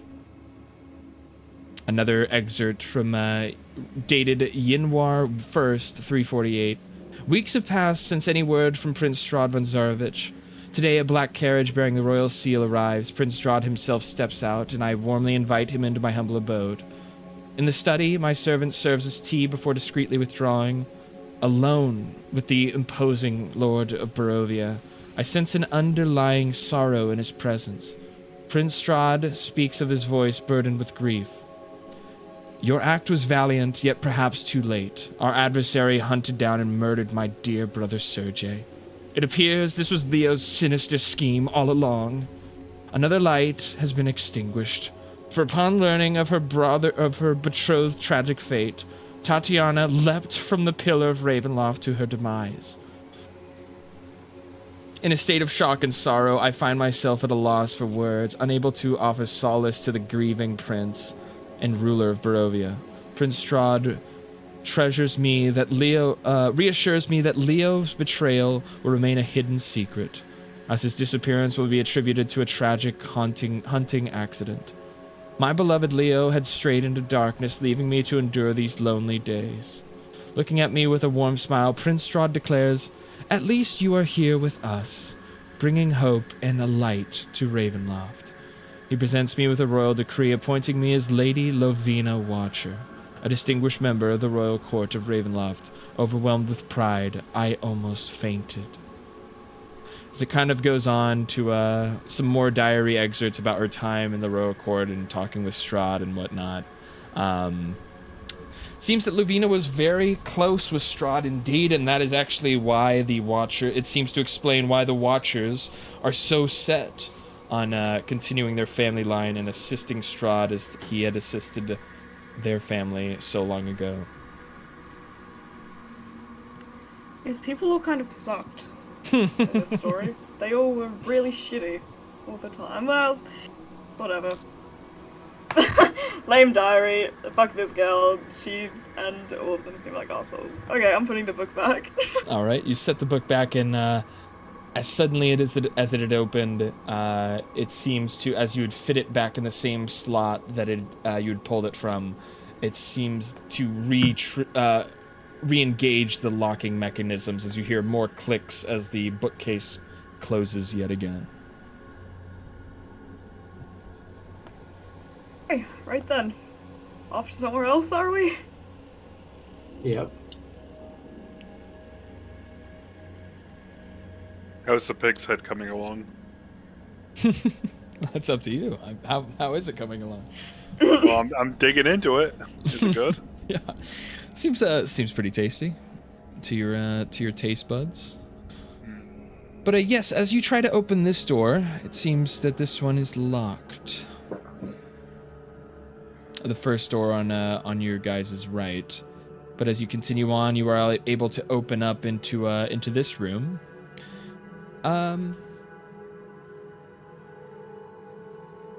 But it's almost arranged in the same exact way as the other bedroom that you guys that Lyra had fallen asleep in. Again, the meticulously maintained, a keen sense of order, sparsely furnished, a comfortable bed in a prominent spot, and a wardrobe opposite the bed. Just as it should be, it seems, to wash. The sense falls over you. Aye, right, well, seems no one's got any fucking Oh no, there's a man in here! But, to your surprise, as you open the door into this, what seems to be a master bedroom, the man doesn't stir from the bed. The master bedroom exudes. They keep using exudes. They keep using the same opening. The master bedroom exudes an air of refinement and attention to detail. A cozy fire, again, crackles in a hearth in this room as well, casting a warm glow that bathes the room in a gentle light. Above the mantel, a grand family portrait proudly showcases the Watcher family, featuring their 2 sons, a younger daughter, capturing a moment of familial unity and pride. Upon the bed rests a figure dressed entirely in black, his body still and serene. It's a dead man's room, what the hell?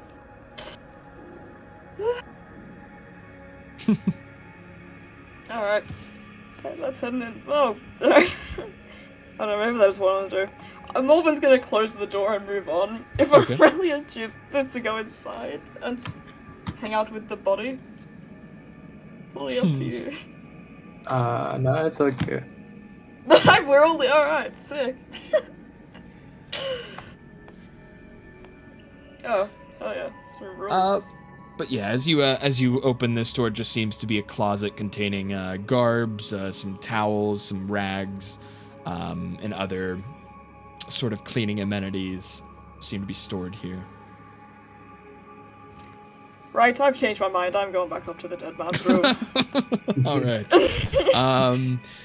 But yes, as you get closer to the body, you do notice, or sorry, to the person laying in the bed. You do notice... Totally not a body. You do notice copper pieces covering his eyes, obscuring his gaze from view. Oh man, what the hell? It's not obscuring his gaze. He's... Alright. Yeah, whatever. You should resurrect him. I was like, should I? I don't know if it's worth it. I feel like they'll be quite upset with me. Can I take the copper? The weapon? Can I take the couple pieces? Yeah, sure. Yeah, we just got like 187 gold pieces, but no, we have to stoop down to stealing a dead man's copper coins. Hey, he's not using them. They're not doing anything. So you take off you take the copper pieces from off of his eyes? Yeah. So yeah, as you remove the copper pieces, you can tell now that it is for sure a body no longer living. It seems to be a corpse lying here. But you do recognize him from the picture you had seen depicted above the mantle. It seems to be he was also standing as a part of the Watcher family. But it's almost hard to tell with how his body has been... Actually, sorry. Yes, you don't know how long he's been here, but... his body seems in very pristine condition for being a corpse lying in a bed tucked away in a room that you would almost lastly discovered within this house. It seems very odd how his body's holding together. I think the like lady this. sleeps in here with him. You have no I'm idea. just curious myself. Probably. I think so. Here, roll an Arcana check, Morven.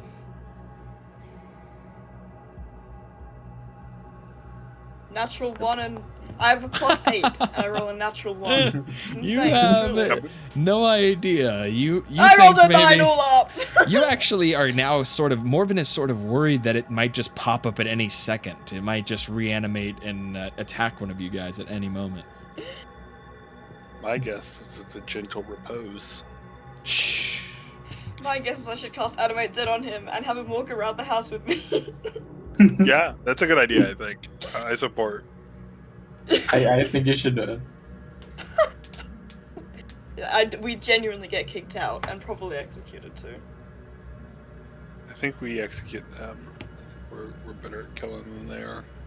But as you look around the room, you also notice a door off off to the southeast of the room. And as you open it, you see it seems to be a master closet filled with attire, with garments, hats, and shoes.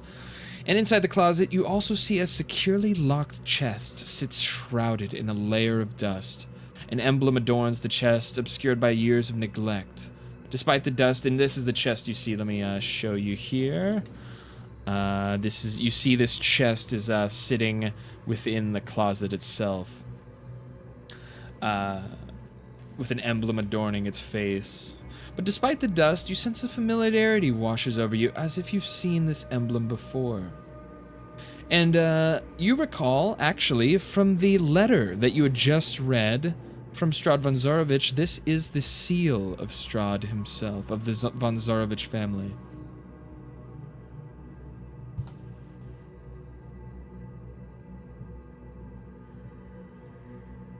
Sorry, still paused. Sorry, I had to write something. I was writing. But yes, you see the von Zarovich seal upon the chest. Relier, do you want to come try open this one again? Yeah. I know we don't really have anything to get in. Do you want to try to open it? Yeah. All right. Again, you try bashing, kind of silently trying to break into this chest here. And again, with another 16, you are able to break the lock off. And as you open the dusty chest, you breathe in the dusty air from inside.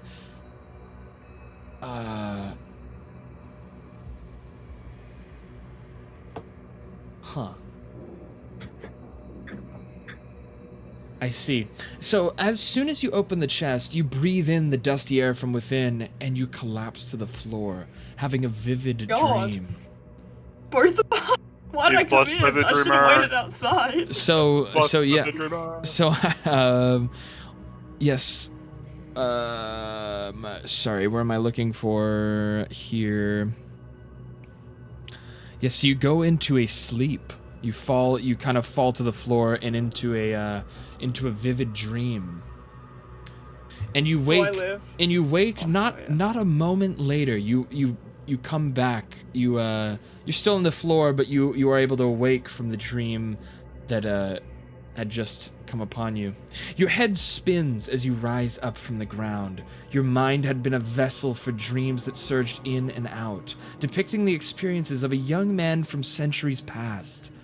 In these dreams, he is engaged in a hunt within the woods, later finding himself at Castle Ravenloft alongside a young woman, bearing a striking resemblance to the youthful Lady Watcher. Passionate embraces ensue, only to be interrupted by the presence of two young princes. One exudes an ominous and foreboding aura, while the other, younger and brimming with vitality and love, stands next to him. The Dark Prince evokes a disquieting sense of familiarity and launches an attack, compelling the man to flee in fear to the very house you currently occupy. The young woman, resembling Lady Watcher, offers a soothing cup of tea, lulling him into a peaceful slumber. God, dude, it's just reaffirming how much I don't like this girl. Everyone in this story sucks. But inside the chest, you are the ancient bones of Leo the Lion. The dream provides a clue, and you see the remains of Leo the Lion, the one you had read about, that Morven had read about within the diary earlier. Oh, this is Tara. She kept his bones, dude. What the hell? Oh, what a freak. It's Leo the Vistani. Oh, there are bones in there. What the fuck? Are you okay? He's just like on the ground. Yeah, sorry, I'm just really dizzy. That dream was really weird. What dream? You were down for like half a second. I had like a crazy vision. About what? I'll relay the whole dream to Morven. Yes, you relays the vision of a man hunting through the woods, later finding himself at Castle Ravensloft alongside a young woman resembling Lady Watcher, seeing passionate embraces, only to be interrupted by the presence of two princes he saw. He saw two princes, one ominous, one full of love. And the ominous... No, it's Leo's bone! The ominous prince... What the hell? The ominous prince leaping out to attack Leo within the vision that you had seen. These people...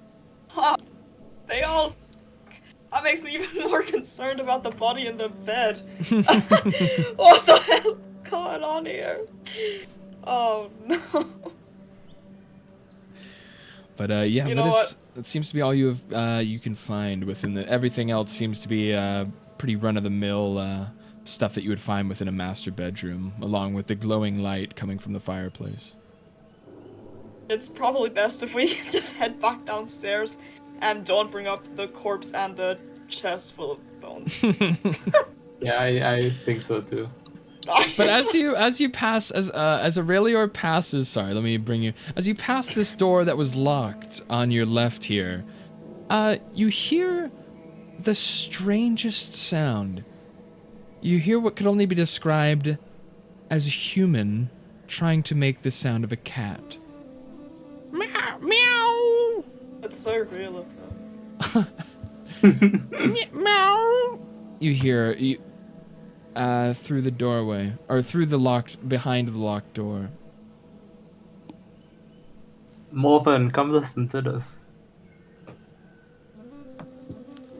There's like meow, meow, meow.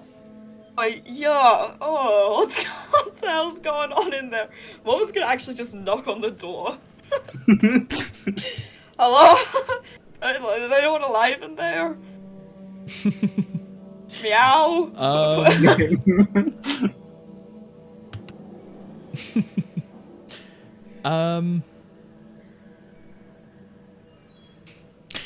So, as you knock on the door, you wait a few moments, and you hear the pitter-patter of light footsteps as,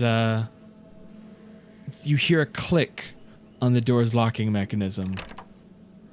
Expect for strange people to open their doors for me. This is a And blessing. suddenly, you hear the door start to open as it swings inward away from you, revealing a strange woman in dirty drab clothes that seem to have not been washed, as well as her own filthy face and her ragged hair that seem to have not been washed, as she stares with big round eyes at you. And you hear the sound again. This time, you know exactly where it's coming from. Meow! Oh, gods. Are you alright, miss? Mom's like standing by the doorway. She does not want to enter. And she kind of, you see her like raise her hand kind of curled into what could only be called someone trying to make their hand into a paw shape. As she licks, you see her lick the back of her hand. And then slowly kind of dart her head around as she hunches over and creeps back towards her bed. And as she kind of clears out of the doorway and you look inside, you see the room appears to be in a state of utter disrepair, creating an atmosphere that seems to be more akin to a torture chamber than a living space. The bed is outfitted with an ominous leather straps, evoking a sense of dread. In one corner of the room, a young girl huddles, trembling with fear, as her gaze again meets yours.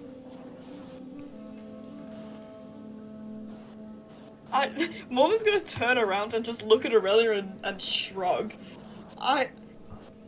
Do we even do anything here, or do we just close our door?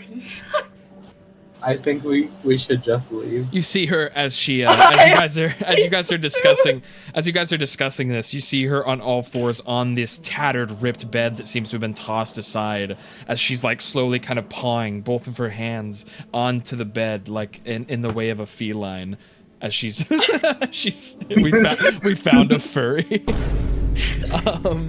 As she's kind of pawing at the bed back and forth. Looks miserable in there. Should we? I mean, the lady has to know. She's clearly a human. I don't know if I should be leaving her in this state. Meow. But how would we sneak out though? I don't know if she's happy in there. She unlocked the door by herself, so I have to assume she can leave. Would she even be able to survive? I don't know if she's even getting food in here. This is ridiculous. But as you kind of look at her, as you're kind of observing this strange behavior she's emitting, you do recognize her as well from the family portrait above the mantle in the other room. You do realize that she is as well one of the Watcher family. But in the picture, she had looked clean. She was a bit younger. Her hair was done and tidied up, and she was in a proper set of regal clothing. But it seems that she is something completely different now that you've seen her in the flesh. Oh, hold on. Let me. I don't know if me casting Detect Magic or Identify on her would let me see if she's been cursed by something. I don't know if I want to touch her. Roll an Arcana check. Slightly better than last time. At least it gets me. Oh.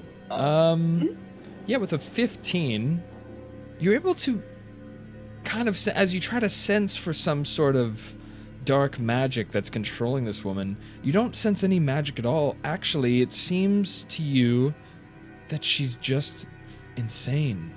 Oh my gosh, she's actually just gone. But you also know to cure a madness like this, you could use a greater restoration spell. But otherwise, otherwise it seems that she's trapped in some kind of madness.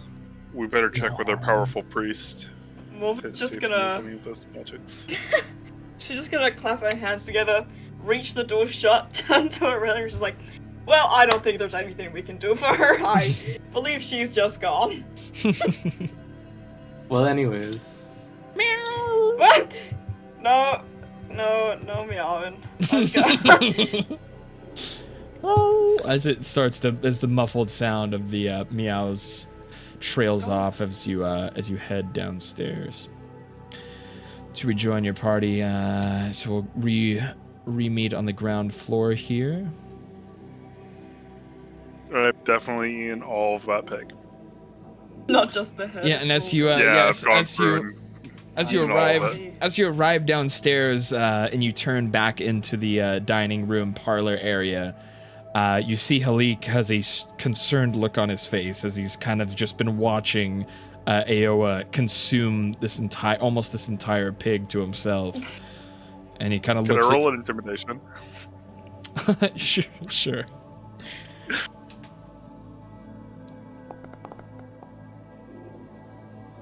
Bam. A 16. Yes, it seems that you've definitely instilled a sense of uneasiness, almost fear, in Halik as he's watched you animalistically with your strange tendrils and your shark teeth just rip through the flesh and almost in some of the bone of this pig. I'm like going face first into it. I'm using both my hands and my tentacles. It's probably horrific to watch. I've never in all my years seen someone so hungry. Kind of stumbles on his words a bit as he is very surprised. But he sees you guys. He's to hang up on it. He sees Morven and Rangiel kind of enter back in the room, and his gaze kind of flips to you guys. I see you've returned. It is beautiful. Did you see the library? Did you get a chance to to see the fine collection of books that we have in our own managed library there. I caught a glimpse of one of your books, The Devil Among Us. Ah, yes, The Devil We Know. And what did you think? What did you think of what they what's the word? What they theorized about in that book? I thought it was quite brilliant. The message, it was truly inspiring. Just, oh boy, loved it. So cool. No notes. Just fantastic. He kind of nods his head and he places one hand kind of over his chest as he closes his eyes and nods. Yes, it is. It's truly marvelous. The idea that we're living amongst the land of the actual Morning Lord, isn't it wonderful? Yeah. Truly blessed to be here. Roll a deception. What? She's so convinced. I've got negative on my charisma. This actually is not. This doesn't seem like it's nice. He kind of shakes his head. It sounds like you. Maybe you give it another read. It sounds like you really didn't. Oh, you didn't read through the entirety of it. He really goes into detail about. We only had an hour to skim it. Don't get on my friend's case just because she doesn't know how to words well. Go back she obviously is just stumbling on her words. She's a very shy fairy, and she's surrounded by all these new people and friends, and she's even with me, her best friend, she can be a little bit standoffish. I don't know if you can tell. Oh, and a sigh of relief he kind of touches it. Oh, she can't read. Oh, I see. That makes sense that you weren't completely convinced of the internals of that fine book. We have a copy. We have extra copies if you'd like to take one and study it for yourself later. Sure. I'll take one. Don't doubt you have a lot of copies of that. Oh, yeah, let me grab one as he kind of heads to the servants' quarters that you had seen earlier, and he kind of fumbles with something inside, and he comes back out with a book in hand as he crosses the parlor to hand it to Aoa. Here, take this. And it's again. You read. It's another one of the books reading the devil. The devil you know.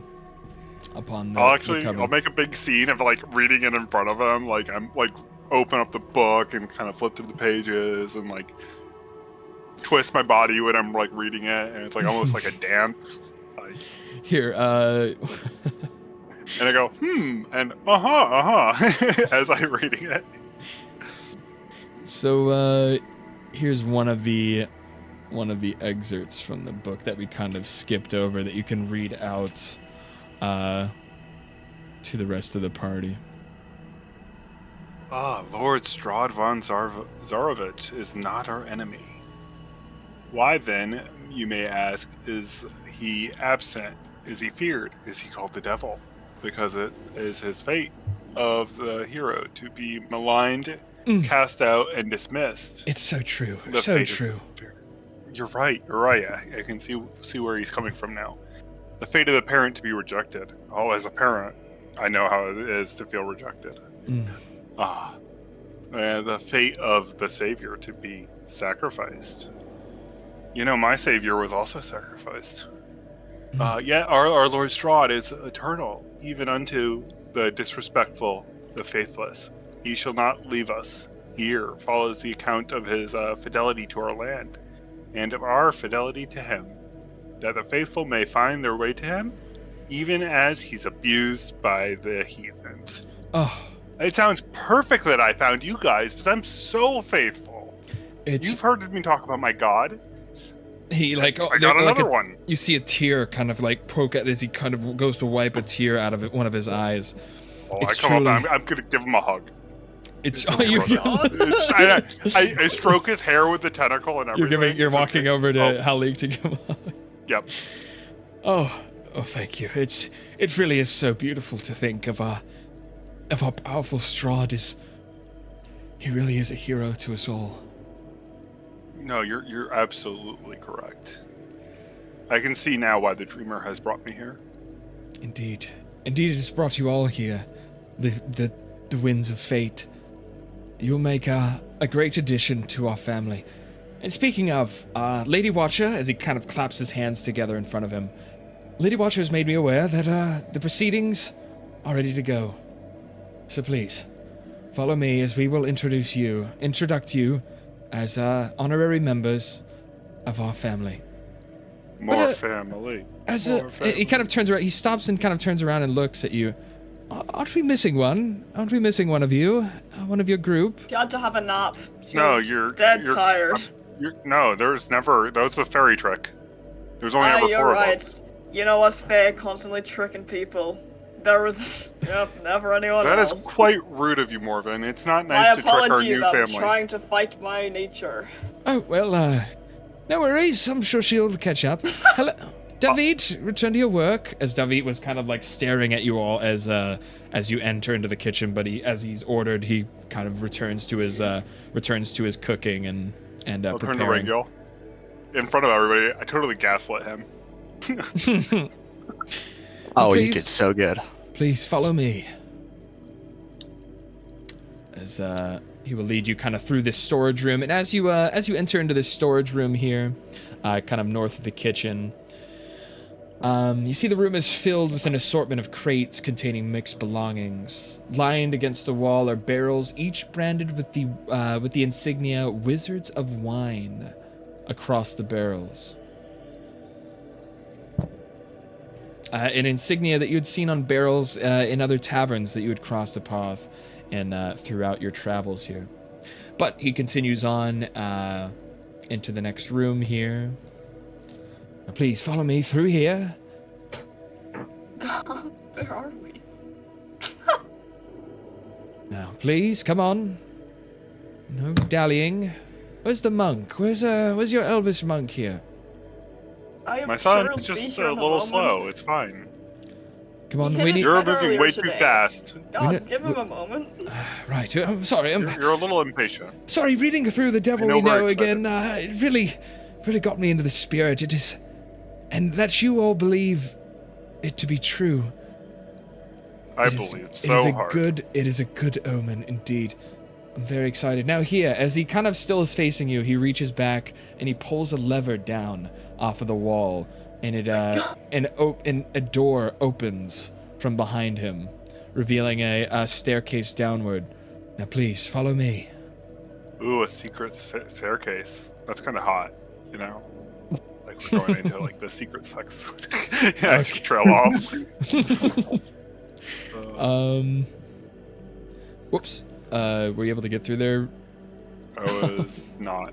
Here, let's head back here if you want to. There we are. And then you have entered into what seems to be a cellar of some kind. Is it here, just down here, around the corner. But as you enter in,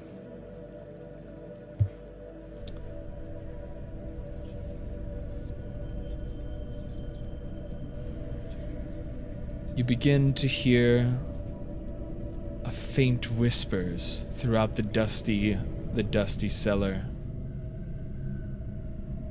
Now did the whispers escape my head? As a sense of darkness kind of overtakes you. Please, do not be afraid. What the heck? What was that? Paused. Well, no. So, it should have been. There we are.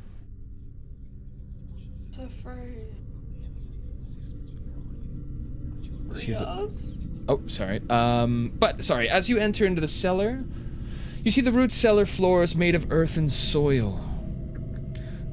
On the west wall, a staircase. The teacher's looking at you, and you gotta pretend to be actually paying attention. Oh no, the tentacle hentai is real. What's up, historian? Welcome in. Welcome. It's true. We have a hentai is actual. We have a party member. I am the hentai. Embodying hentai. I am the king of hentai. But you see, the root cellar the floor is made of earth and soil. On the west wall, a staircase ascends, leading into the house above. On the opposite side, steps descend into an exterior cellar door. Along the south wall are 4 meticulously arranged cots, notably a set of tracks on the cellar floor journeys towards the western wall. You see a set of footprints on the cellar floor that journeys towards the western wall of the cellar before abruptly coming to a halt. Please excuse my excitement, but the ceremony is about to begin. You see him, the trails of footprints leading towards the wall. He follows in trail. You see his feet almost falling perfectly in line with some of the former footsteps as he reaches the western wall and looks back towards you and then back towards the wall again as he opens the door and waves you inside. My esteemed patrons, you finally made it. Lady Watcher welcomes you as within this dimly lit chamber, the flickering glow of 4 candelabras casts dancing shadows in the corner. An eerie ambience pervades the room as a crimson aura permeates the air, lending an otherworldly hue to your surroundings. Positioned with intention, 5 chairs are arranged in circular formation facing inwards. Strategically placed on points of a pentagram, its lines etched in blood upon the floor. Seated upon 3 of the chairs currently, shrouded in mystery, are 3 individuals, each wearing a mask concealing their true identities. Their voices intertwine in a haunting chorus, their chanting resonating through the air. Suspended in midair, seemingly defying the laws of nature, hovers a dagger over the pentagram in the center of the room. Oh, it's so nice that you finally made it. I'm sure you loved the interworkings of our manor. It is quite beautiful, I know. Halik, please. All your peg. Halik, please take your position. As Halik nods and he moves over to his chair facing the pentagram, as he dons his mask and his spot around the circle. This is easily my top 5 secret rituals I've ever been a part of. I'll turn to Ringgil and say. But suddenly,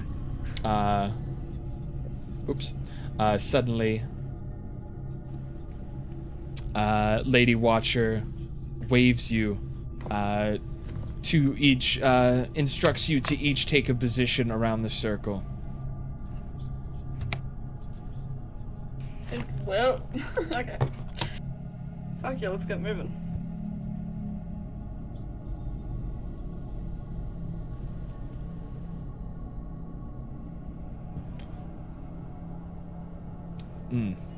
This is funny, you guys. The floating dagger is a nice touch. Now that you have finally arrived into our most sacred of chambers, we must discuss the blade of truth. As your gaze is suddenly caught, you suddenly feel this urge within each one of you to look towards the blade hovering within the bloodied circle.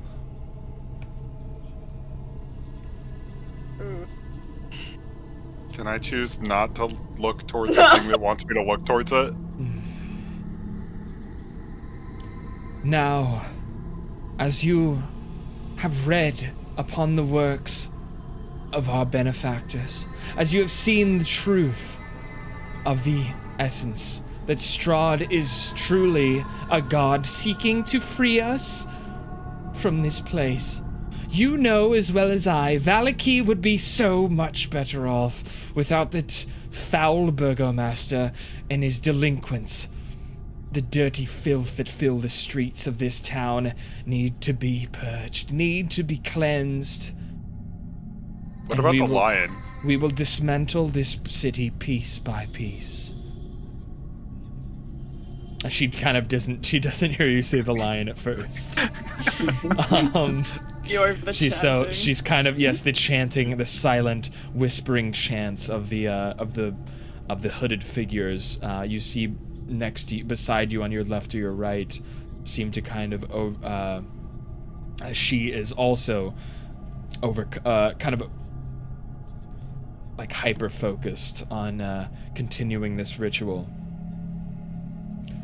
Now, as a final marking of your commitment to our watchers, as Lady Watcher steps forth, am I getting... Well, that's what's happening. As Lady Watcher steps forth and into the circle, and she very carefully, slowly reaches up with one hand and grabs the hilt of the blade. Mara, don't take us. She doesn't see that Monk swiping her chair, but she slowly reaches up to grab the blade, and she turns towards Rangil. As she slowly walks past, each of you will be cut with the blade of truth, marking your inevitable entry into our pact. So I'd like to do something before she marks my son. I don't like sharp things. Can we skip this part, please? She reaches out with one hand, with blade in hand. The other hand reaches out towards you, gesturing you to place your palm in hers. As she goes to do the Schnitz, I'm gonna cast a spell. Okay, what are you casting? I'm gonna cast a lightning bolt. Oh, okay. no. What? All right. This is literally just a delayed How do I reaction of the rotate exact same the thing that thing? happened before. How do I rotate this? The template. The template? Yeah, it's giving me a template that I can't rotate. I already don't know how to rotate. No rotating it for you. The lightning bolt goes where it goes. So The here, lightning bolt so- chooses its own path. I'm trying not to hit my party members. Right. So are you trying to hit? Which way are you trying to shoot the you're trying to shoot it like this, right? Yeah, it's gonna go straight down the line and get Yeah, both of them. that won't hit any of them. That won't hit any. It party members. refuses to rotate for me. Yeah, I'm That's not all I sure. have to say. Oh, here, I'll delete that template. I'm not sure what that is. But I'll place one for you. So yes, so you're shooting a lightning. Whoops, I don't know. Yeah, what it's the gonna hell that go is. right through them. Let me delete that as well. Let's do rectangle template. Click and drag. Should be right here, right? What the heck? I know it's going to the edge of the wall and like through the wall. Yeah, so you're shooting a lightning bolt through the two of them. All right, but with the eruption of a spell breaking through the ritual, that will begin our combat. As I will have. Oops, that's not it. Oh, that's what was happening. Okay, wait, hold on. So you're shooting a lightning bolt. There we go. That's better. A lightning bolt to the end of the room. I do need a deck save from both of those fine people. No problem. We'll do a deck save for her. Hold on just a second.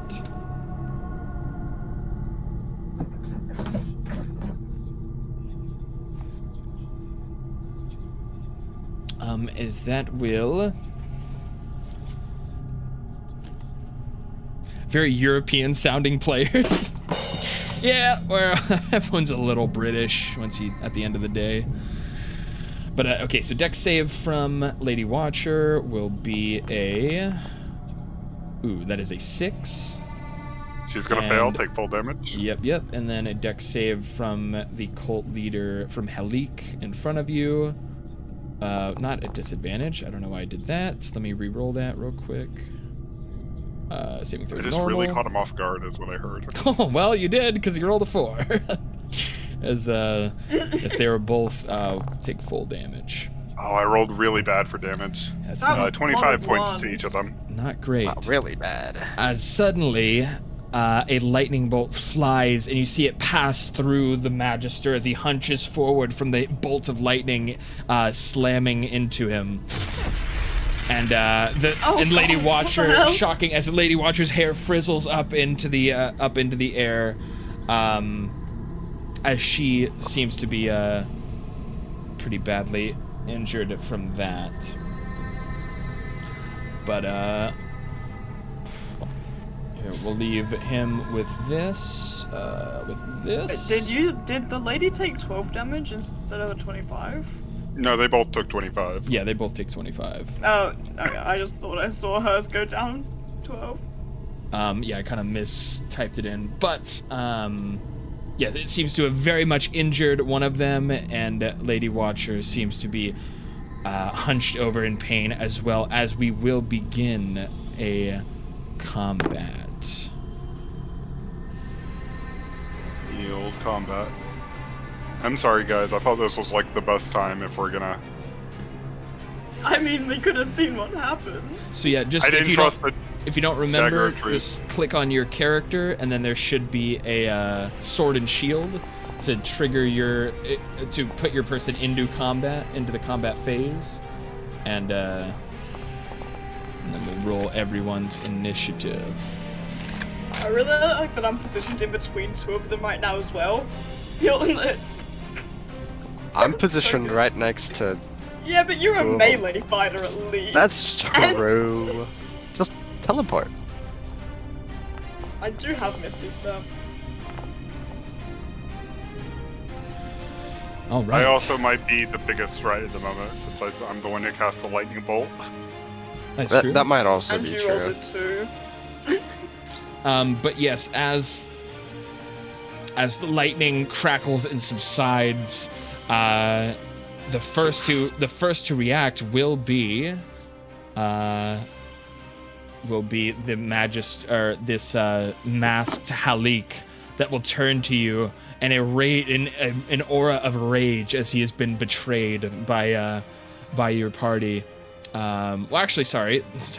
Who's acting first? Sorry, it wasn't Halik. It was this one. This one. This guy. He's a little caught off guard from getting like blasted. But he does look back at you with an aura of rage again. But the first to act will be one of the other cult leaders. You're not sure of his identity, as he is going to.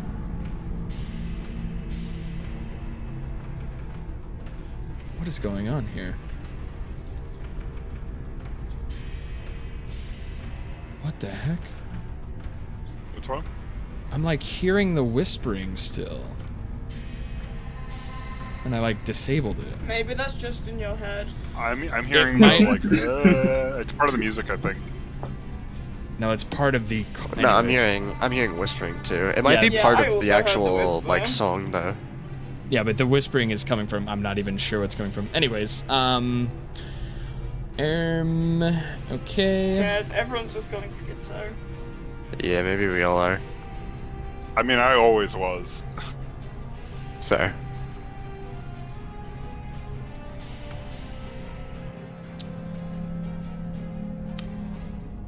So, the first cult leader to jump into is going to summon a. Oh no. Sorry, I'm trying to find something that would work here. He's going to summon a spiritual weapon next to Aoa. Not next to Wooga. And do you remember spiritual weapon? Is it on their turn they control it? Yeah, so when you summon it, you'll get to attack with it. And then on their turn as a bonus action, they can make an attack and move with it.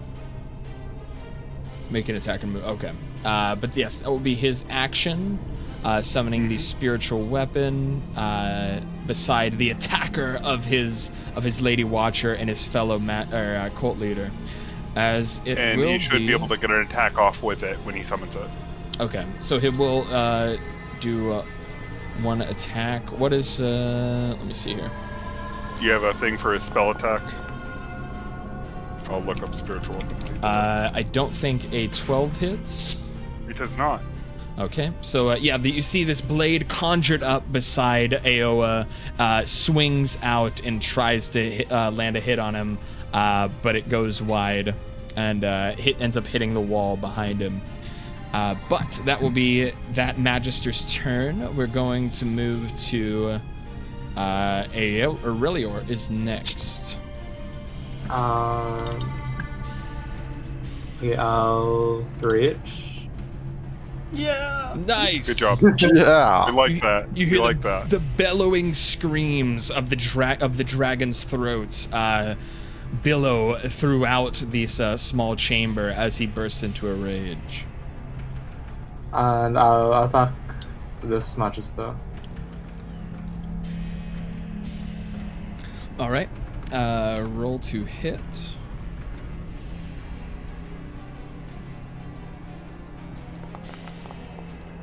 Oh! Why is Law's always doing the funny crit ones? So the rest of the party sees as after he lets out his dragon's roar and he lunges up into the air to slam down onto the Magister.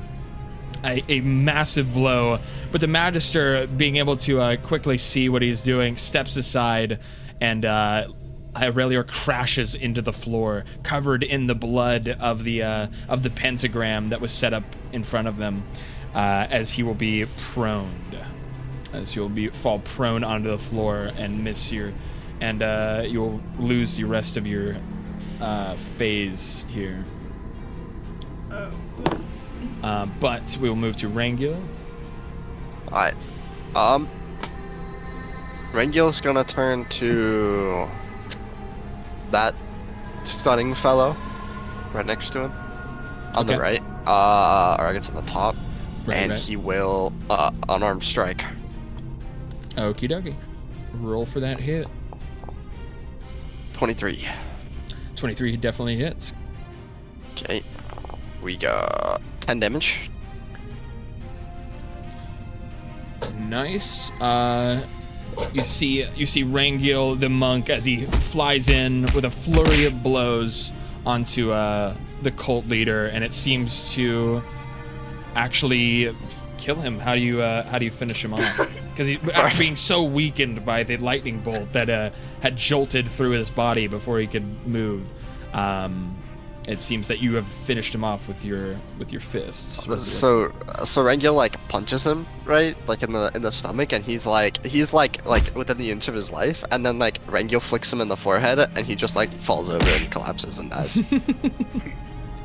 With a flick of the fingers, you see this cult leader fly across the room several feet as his body lies motionless as it sprawled onto the floor, and he is now dead. And then Rangil will extra attack another unarmed strike onto the Watcher lady. Okay. It was a 26 hit. Definitely hits. It's 8 damage.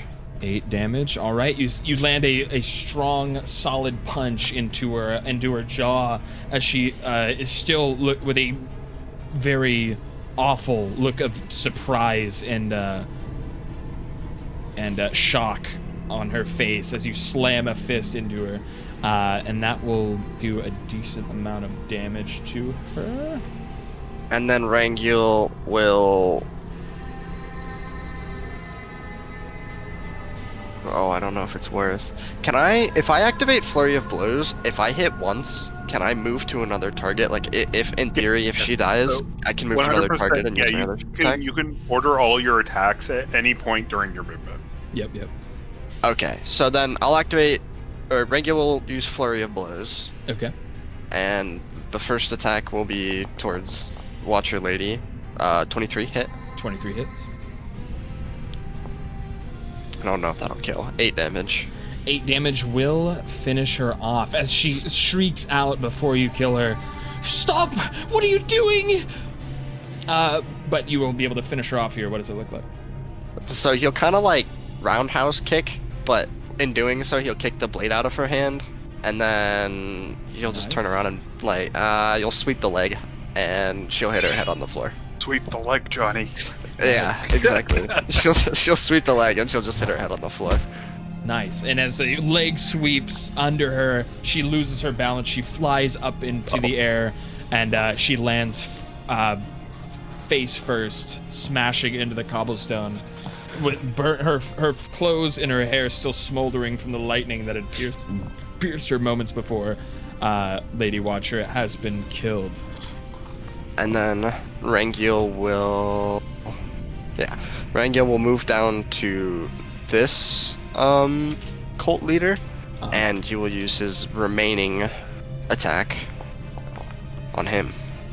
And as you've now assassinated the leader of the cult, the Lady Watcher lies dead within the bounds of the pentagram on the floor. You sense that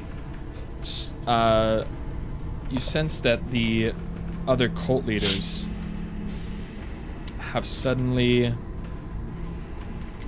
become a bit more powerful. Oh, okay. Oh my god. My fault.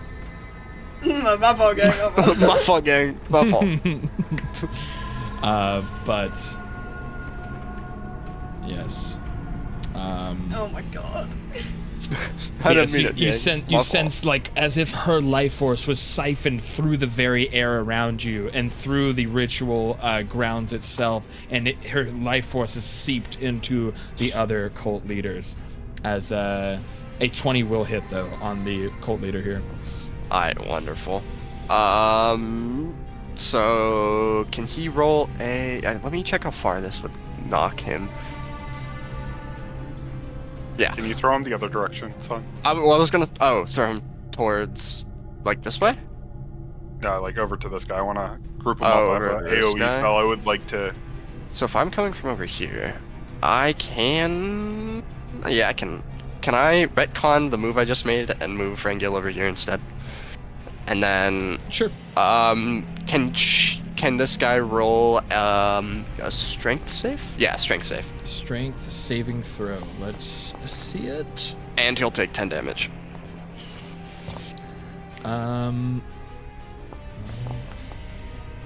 He rolls a 15 on the strength saving throw. That's so sad. Yeah, he saves. Okay, so he will stand firm, but he does take a whopping punch into his gut as a flurry of blows slams into him, and he seems to not be too injured, but nonetheless, the blows did land. And that is Rangiel's turn. All right, that will be Rangiel to Lady Watcher is now dead. Will not be able to act. It will be the next cult leader to act will be the one that you just assaulted, as he is going to unsheath his dagger, and he's going to lunge at you and try to attack. What is this? Oh, never mind. He is going to attack with his dagger. Does a 7 hit? No. Well, he kind of swipes at you and misses, but he will slash again. And does a...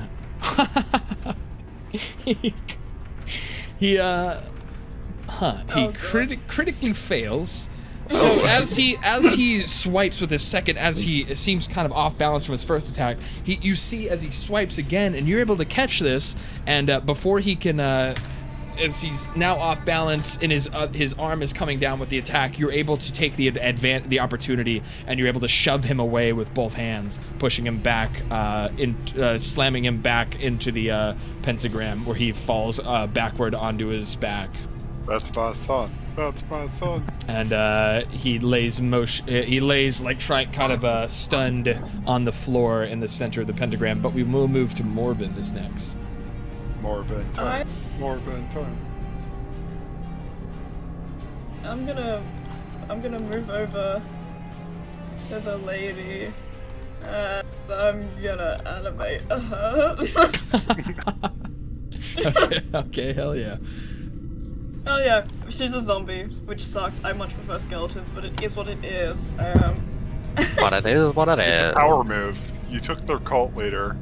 She's mine now. Bye, friend. As slowly, Lady Watcher stands kind of strangely and in a non-human way, kind of shambles back up onto her feet, and her head kind of drops to the side as she is now a zombified corpse.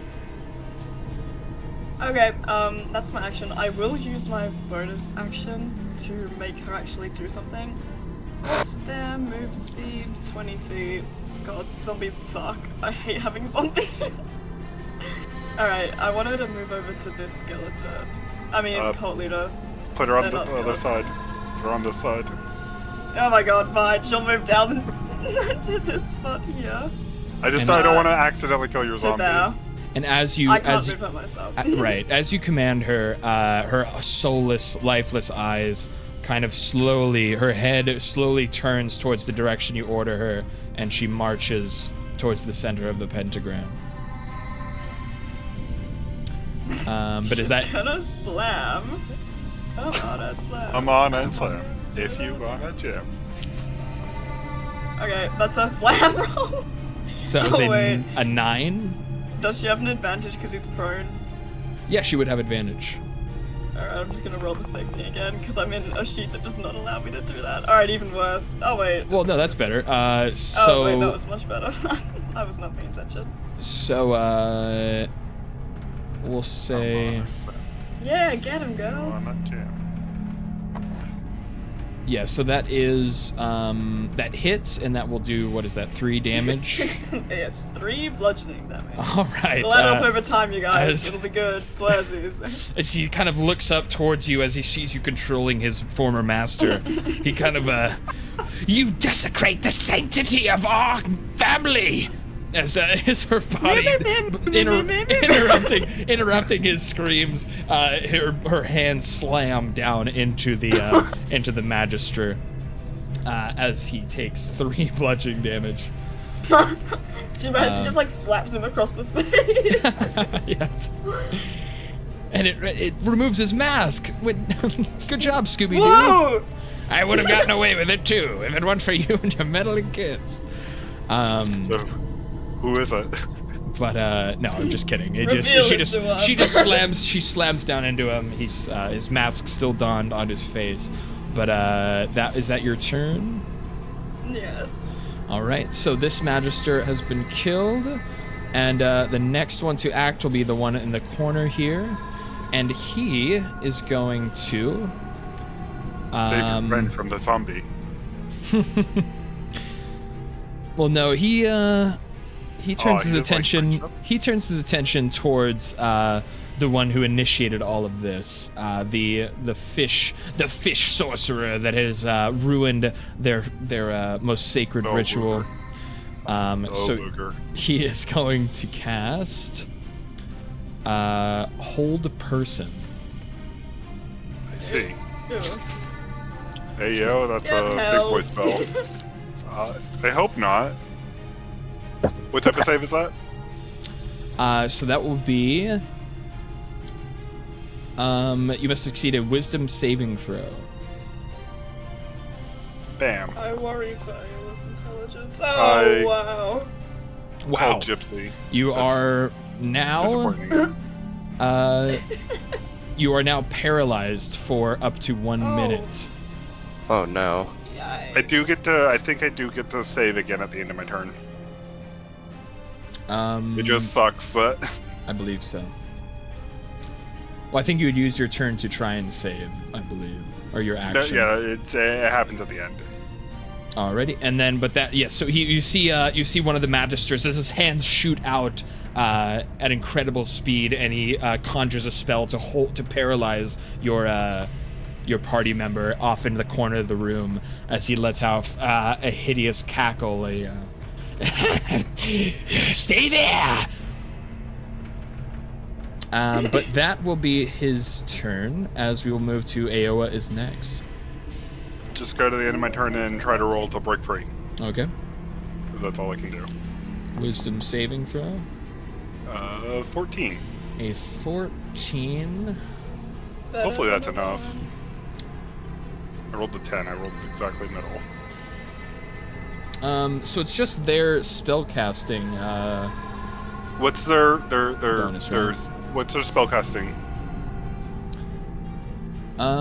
If you should have their DC on there. It's wisdom. Spells.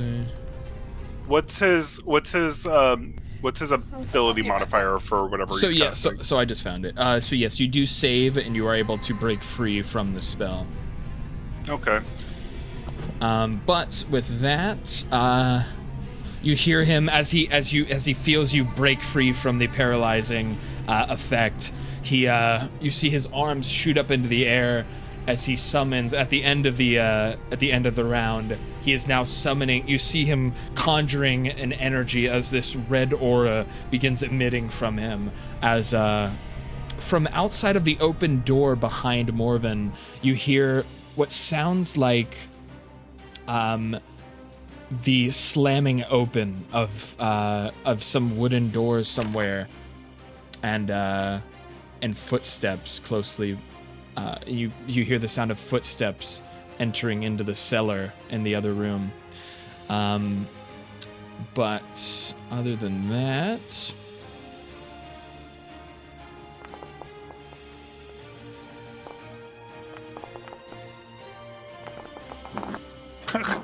I don't like this many rolls happening all at the same time. It made me happy that 3 of them rolled what I rolled. Yeah, but there's still 2 more that rolled really high. But at the start of round 2, the first one to act is a fighter you have not seen yet, as suddenly from the doorway. Let me see, how far is that? Suddenly from the doorway you see emerges another masked figure, not in the same skull shaped masks that the magisters are wearing, but it seems to be some sort of acolyte has burst through into the room, and he takes out his dagger and will then dash over to the ferry, the closest one to the door. But he can't attack, but he will end his turn there. The next Magister to act will be the one that stepped out of the way of Aurelior's attack, and he is going to unsheath his dagger and attempt to attack the prone Dragonborn on the floor.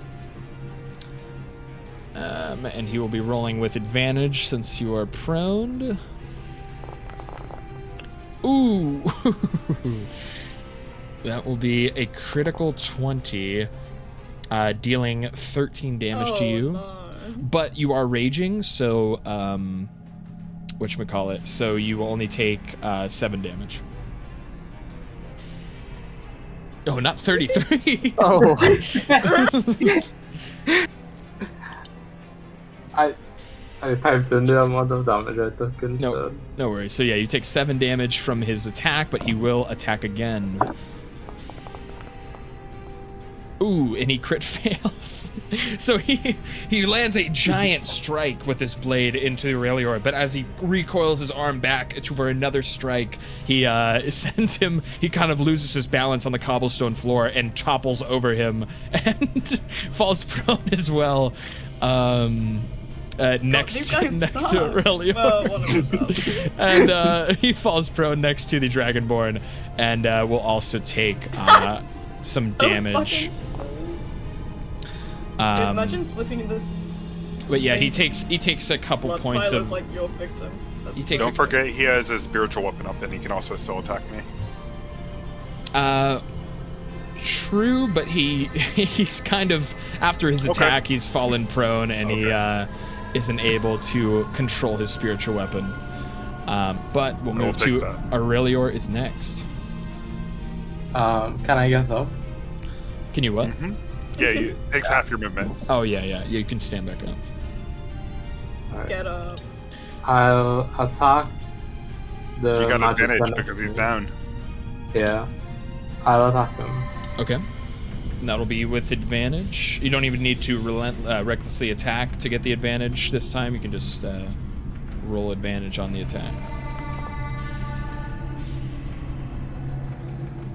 Nice. But a 12 will miss. Well, sorry, you will roll again. There you go. The 24 hits.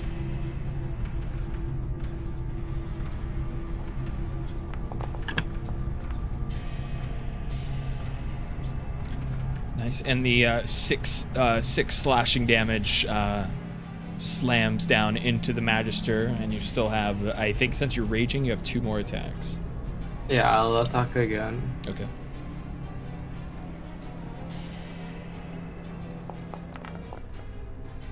There you are. A 23 goes through.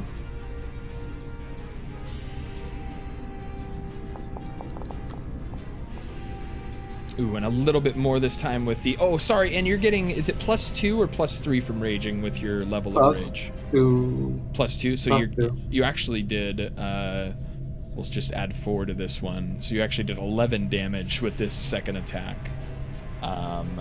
Which seemed, as you smash into him, a grunt of pain you can hear from behind the mask, kind of muffled, but you seem to have hurt him fairly badly. But you still, now that you're raging, you get a 3rd attack. You can land with your frenzied rage attack into him. And you can try to hit him again.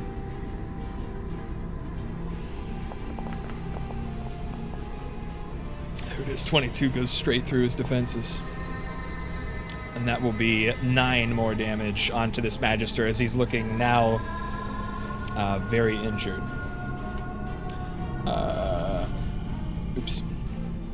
But is that your turn? Yeah. Alrighty. That will be Aurelior. He is battering this Magister on the ground here. And the next, you hear another set of footsteps as it runs from the cellar and then into the ritual room, as he will also, in the same fashion, from underneath his cloaks, pull loose a dagger from his waist, and he will dash towards Rengil and end his turn there, as it will then also be Rengil's turn. Alright. Rengil's gonna immediately pull his fists up after seeing the guy run at him, and he'll unarmed strike. All right, and then, hey, what's up, Tommy Gon? Welcome in. Our party's combating some cultists. 25. Huge, and the blows are able to land onto this disciple. 6 damage. 6 damage, but you see, even from your past encounters, you know, this 6 damage blow you land, you don't think it will affect him that much, but it seems to leave him gravely injured as you're able to hit some key points on his body, and he definitely recoils from the attack. And then What are these fucking clerks? What's going on? and then I'll extra attack, so another action thing. I mean, if they're just normal. Oh, people, okay. it's Okay. Like,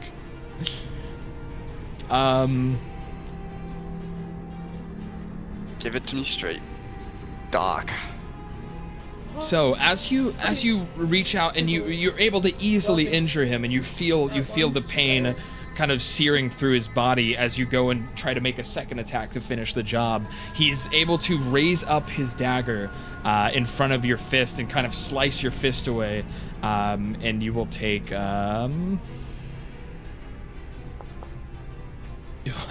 you'll take three slashing damage from the knife slicing into your hand, but you can still act as normally. Well, I'm gonna flurry of blows because he doesn't deserve life. So, Oh no! No way, bro. Dude. There's no way. So Man, this guy's the hero. this guy's fucking doing way more than I thought he would. So as you kind of grab your hand and the pain of the blood now trickling down the fist that you tried to strike him with, in a rage you try to counterattack. You try to counterattack again, but he's seems to be so aware of your every move as he slips out of the side. Norris under this. And in the rageful swing, as you try to slam through his body, as there's no body there to hit, as he moves out of the way, you fly past him and you lose you're tracked onto the floor and you fall prone, and you will lose the rest of your turn here. This is not good. As we will move to the next Magister, prone in the center of the ritual area. He is going to stand up, and he is going to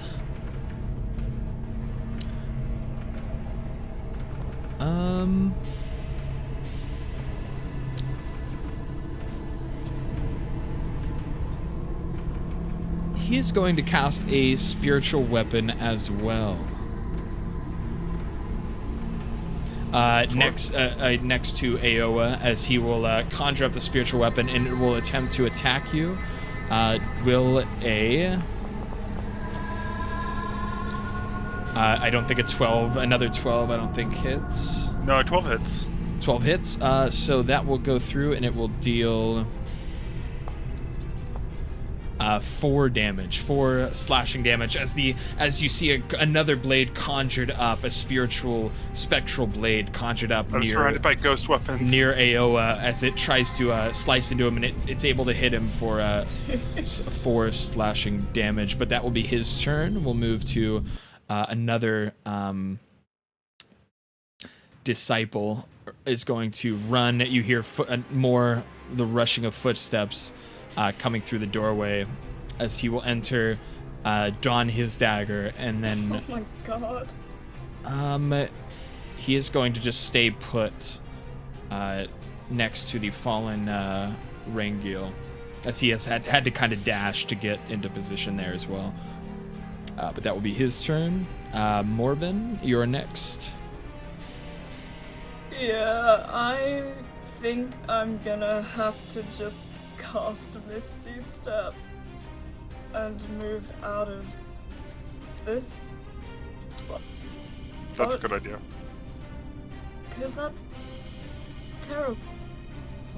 I think I'm gonna go here. Oh, whoops.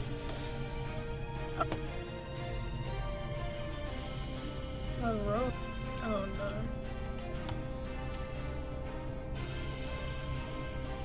Oh my god. Dude. The one time during my turn I just lag out insanely hard. No worries. Okay. All good. And Misty Step is a bonus action, so I am going to... I think I'm just gonna cast Witch's Bolt. Remember, Misty Step is a leveled spell. What? I think you can only cast 1 level spell to turn. Okay, that's fine. Wait, I'll cast huh? Witch's Wait. Bolt first level then. Wait, what happened? Oh, brr. Is a rule that I was reminding. You can only cast 1 level spell to turn, even if one's like a bonus action and one's not. Is a normal action. Oh, that's right. So you're using a cantrip, That's Morgan? okay. I'm just gonna use Witch's Bolt first level. Wait, oh no, I'm not. Okay, chill touch time. I'm sorry to be I'm the gonna bearer of bad chill news. Oh, touch so on anything this beyond guy. first level, you mean? Aowa? No, she got it. Already? She realized what I was saying. assume 24 hits. It will definitely hit. Who are you targeting? This guy. Okay. For 10 necrotic damage. So he seemed, the acolyte seemed so sure of himself as he had parried the attacks of the monk and then stepped out of his way into making a misstep. He doesn't seem to see this necrotic, chilly touch flying towards him from behind, and you were able to finish him off. What does it look like? Eat shit. The spectral, ghost hand is just gonna, come up behind him, hover over his head, and just bear down and crush it in between its fingers. Ooh. That's pissed. This is a I thought you were gonna go the other way and give him a wedgie with the spectral hand, but that's also good. As all of a sudden you see the head of this acolyte smash into bits in midair while he's standing still, as suddenly the rest of his body slumps down onto the floor, and he is dead. That's my turn. Alrighty, that will be to another Magister up here. Is going to kind of adjust himself, and he's going to run towards the Dragonborn here, and he's going to attack with his dagger, and does another nat 20. As that will be 14 damage into Aurelior as he stabs into the side of the Dragonborn, and you will take 7 damage after it being halved from your rage. But then he is going to attack again. And a 22 would hit, I believe. And that will be damage. As it will do, so it did 4, so you're taking 2 damage. 2 damage from the dagger. But that is his attack action, but then he will use the bonus command to command his spiritual weapon next to Aoa up here to attack the warlock. Nope, he didn't cast a spiritual weapon yet. Because he helped me last time.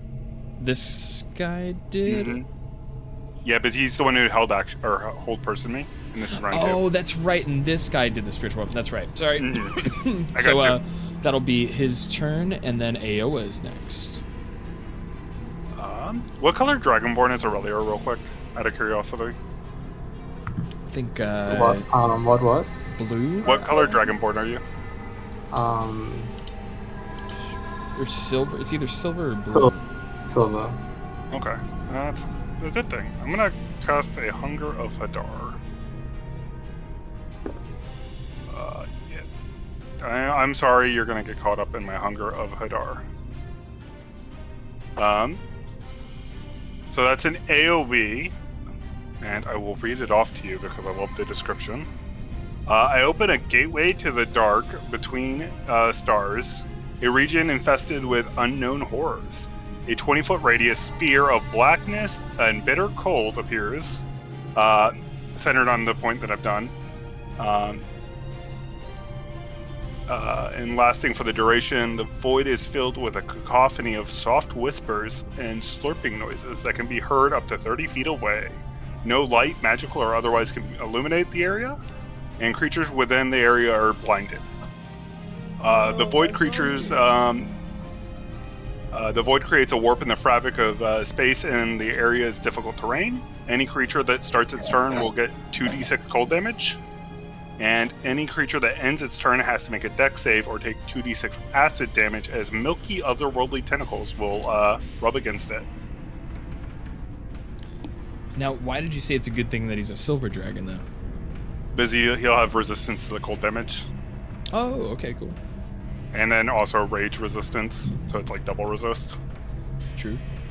And then I'm going to use my bonus action to summon a Tentacle of the Deep. Well, I think actually rage only protects against physical damage. Can you summon me a tentacle right here? All right, right there. We will a spectacle of tentacle emerges. A spectacle tentacle. A spectral tentacle emerges between the two acolytes that had entered the room. It'll attack the top one. All right. Roll me a d20 for favor.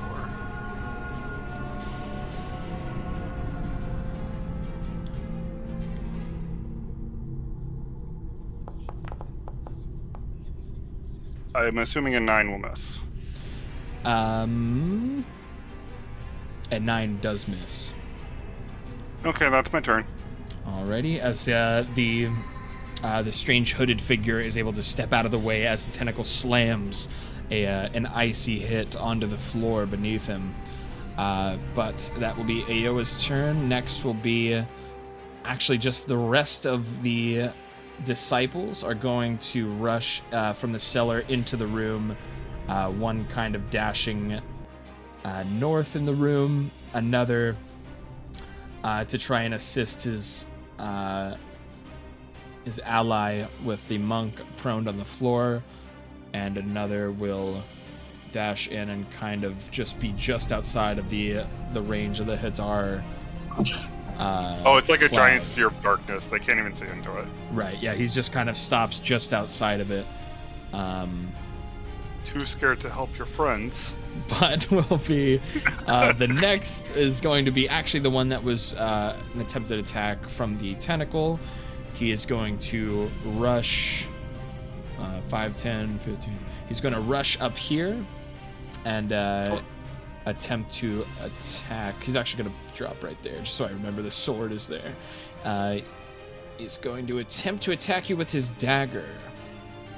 We'll see if that hits. Does I think an 18 hit. Oh, super hits. And that will be 5 damage. And then you will have to make a concentrating throw for the Hadar. Nice! Easily able to keep the horrors of Hadar amidst the room. We'll go to next is the falling cult leader, which is how much damage do they take? He's gonna instantly take a 2d6 of the cold damage. Any pluses to that, or just 2d6? He's just gonna take guaranteed 2d6. This thing did not roll it correctly. 4d6. I'll roll 2d6 right here. I wanted to roll it. Well, he'll take 3 damage. See, I told you I wanted to roll. As he'll kind of see that now, as he kind of regains. He can't see. He's blind. Right. As he kind of comes to, I'm trying to say, he'll stand up, and in the confusion, he's going to seek out the edge of the circle, and he's going to move. Remember, it's difficult terrain, and he used half his movement to get up.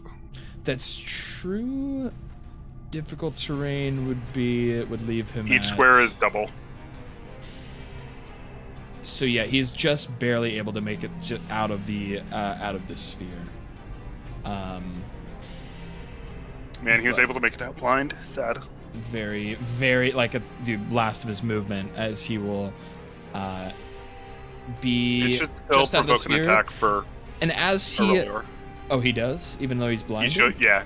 You can attack with disadvantage. Okay. Yeah. Shoot me a reaction attack at disadvantage, Relior, with your weapon.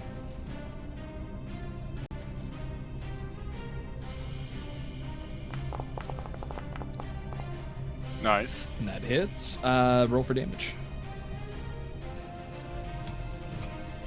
See, I'm a team player after all.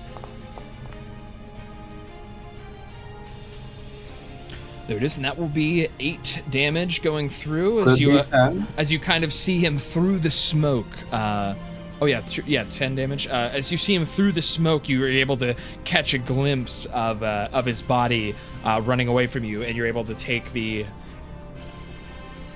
opportunity to swing and attack into him, and you hear a yelp of pain as he runs further away from you, but you're able to get him pretty solidly there.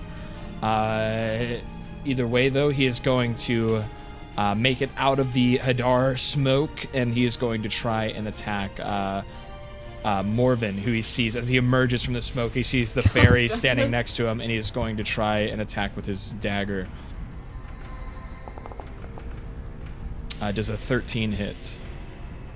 Yes, a 13 hit. All right.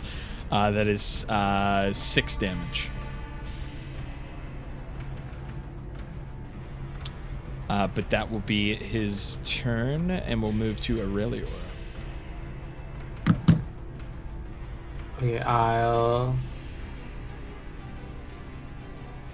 He'll take some damage first. Oh, true. So you're going to take... I'll roll for him. Okay. I like taking responsibility. 7, so you're 7, but taking I'll have to 4.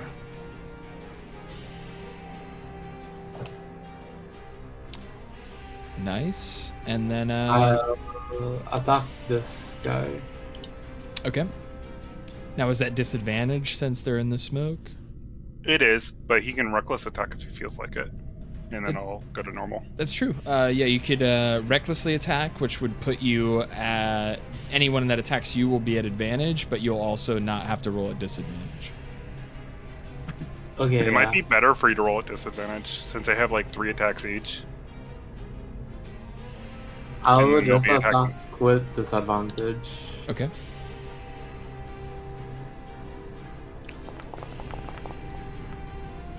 Ooh, and a 10 will not hit, but you still have 2 more attacks. I'll try again.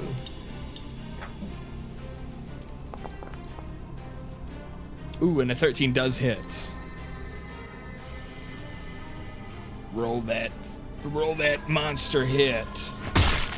Oh, it was a monster hit too. He does. That is a slam into him through the choking smog that is surrounding you both. You are still able to land a solid hit into him. As he was uninjured before, you have now landed a pretty grievous wound into him, which would put him at...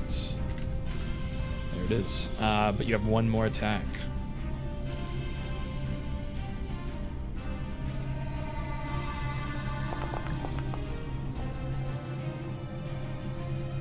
And 18 does hit. Nice. And another swing from first from the left, now from the right, slamming into him. He takes another pretty serious hit of 14 damage. But is that your turn? Do you want to try and move? I would try to move out of the smoke. Would he get opportunity He would. attack? He would. At disadvantage. Right. But again, it would be halved. Any damage, even if he does land a disadvantage attack, he would be halved. Yeah, I'll try to use it to get out. Alrighty. And as you run away, he is going to try that attack. And a 9 would not hit. So you are safe, you are out of the smoke, and you're able to end your turn without taking any damage. We'll move to Rangil is next, prone on the floor. Pinnacle time. For that I don't I didn't even notice how miss surrounded Ringo everything. was. Yeah, I'm gonna get slapped if I don't do something. Rangil's gonna get up, so that's half his movement. So Okay. when it's half of a, we'll just take it as like 20 off 20 movement. How much movement do you have? 45. It rounds down. Rounds. So you have 25 left. Oh, I will. If you have can use 25. it. I got you. Alright, cool. Well, so we're gonna start by hitting this guy with an unarmed strike. Alrighty. Pray that I don't get a 1. We got a 1. What are these gypsy curse dice you got? Yeah, what's just going on, bro? Give them to Schnitz. What is going on? Terrible. This is 3 another a ones in a crit row. one. Oh fuck, that is 3 ones in a row. What the fuck? I get that bad luck protection. Next one I roll so is a 20. So you were punching into this guy? Yeah, the guy, yeah, that guy. So as you swing in and you try to attack him, he makes use. He sees you stand up off the floor and rush in for a hit, and he's able to kind of make use of the set of candles, this metal candelabra that is kind of standing in the corner, and he kind of grabs it and puts it in front of him, and your fist slams straight into a metal fixture, and you will take 5 damage. Oh no. I'm gonna just die to environmental shit. No. You're gonna die to missing your attacks. But that is still your turn. I'm gonna unarmed strike the If same you're guy brave one enough more to time. attack again. I was gonna say I'm gonna unarmed strike one more time. This is like But watching if I- an ADC attack Rammus. Dude. Oh, we finally did something I wasn't a one. Ooh, It was that a does 13 hit. that does go through. Oh Lord, Maybe thank you'd roll you. better if you were in the Hunger of Hadar and were rolling at disadvantage. Maybe, dude. Okay, so Maybe, 8 damage. You're able to hit him square in the face, almost shattering part of his mask as it falls to the floor, and you see the grimace of of dirty, misshapen teeth in an angry snarl under the mask as he kind of does fall backward and loses his balance, but he is still standing. And then I'll bonus action unarmed strike him again. All right, Praying. that hits. Okay, thank the Lord. 25. And 7. that will finish him off. How do you do it?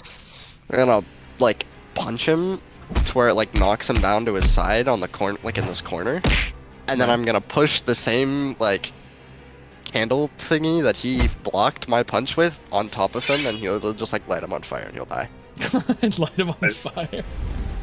Holy shit, as he bursts into flames, his cloak erupting as you shove him back, as you hit him with one solid punch into the flames of the candles. They all seem to fall onto his clothing, and as he tries to slowly kind of get back up, the flames engulf him as he becomes a ball of screaming fire as he kind of scrambles around on the floor until he falls silent and he is dead.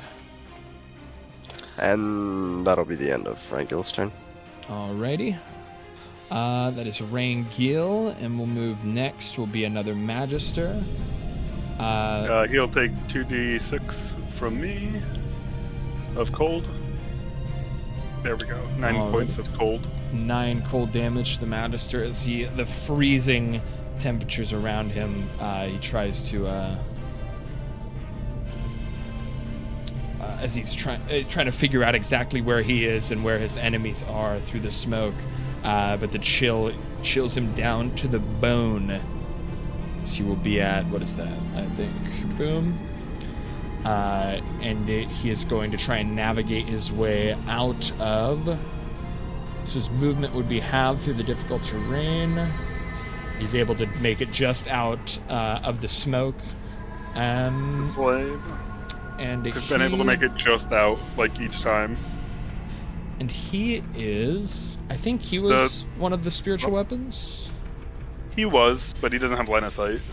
Oh, interesting. Okay, so yeah, he can't see a spiritual weapon. He has no more movement to make, but he looks over, with a masked face, looks over towards Morbin. As Leave me be! As he will end his turn right there. Real quick question. I can't even misty step. Would the I can't zombie see have anywhere gotten that's a free. attack No, the of zombie opportunity when he walked by? Oh, she one more time? should have, but it would have been a He slam. totally walked past Come the on and zombie. slam. Oh, okay. Sure. Yeah, she is technically my zombie. Do Alright, the summons? Do the undead summons get reaction attacks? I don't see any reason they shouldn't, right? She was already commanded to attack the creature Yeah. that ran by, you know? If it wasn't commanded yet, I could see it. That's true.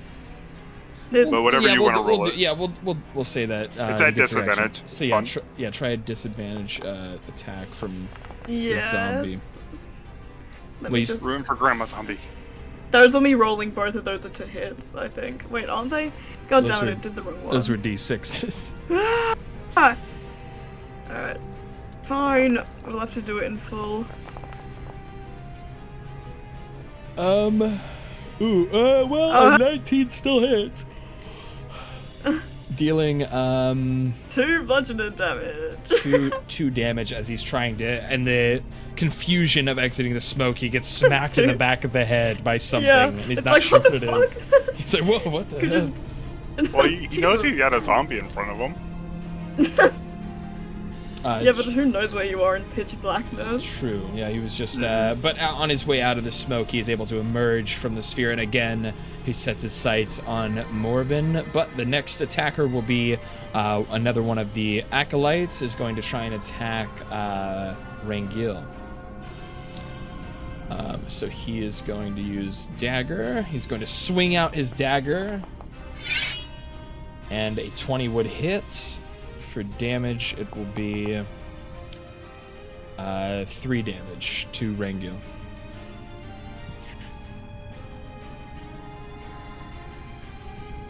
Are you there, Myra? Yeah, Cool. I was typing it up. Cool. But that is that. We'll move to Morbin. Is next. Okay, I think I'm gonna touch this guy. I'm gonna touch him. Touch Hold him on. real good. No. I wanna touch him. I don't think a 12 hits though. On which guy? This guy. Oh no, yeah, that would just not hit. So So he's able to kind of move out of the way as he sees the spell headed towards him. okay, I'm not gonna move because I'm surrounded. You know what? Yeah, that's my turn. Alrighty. That is Morbin the Wizard's turn, and we will move to another Magister within the Hadar circle. I will give him some cold damage. Let's see it. Just 5. Alright, he will take the 5 cold damage, putting him here, as he is going to use all of his movement to slip out from the Hadar circle, and he will try to attack Aurelior.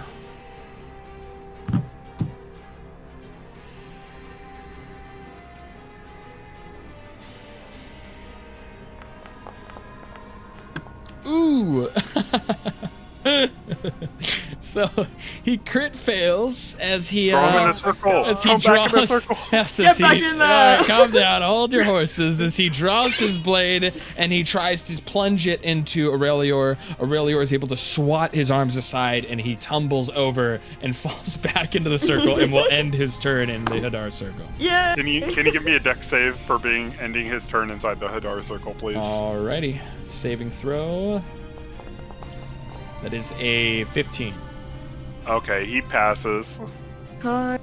No acid tentacles for him. No damage. He's able to kind of navigate around the tentacles slapping out at him within... No, they're very gentle. They just touch you and they just burn you because they're acidic. He's able to kind of dodge the acidic, Like scary, caressing you, it just hurts. spooky acid tentacles. But that will be his turn. We'll move to Aowa is next. Oh, it's me. I wanna try something because I feel like I'm having fun.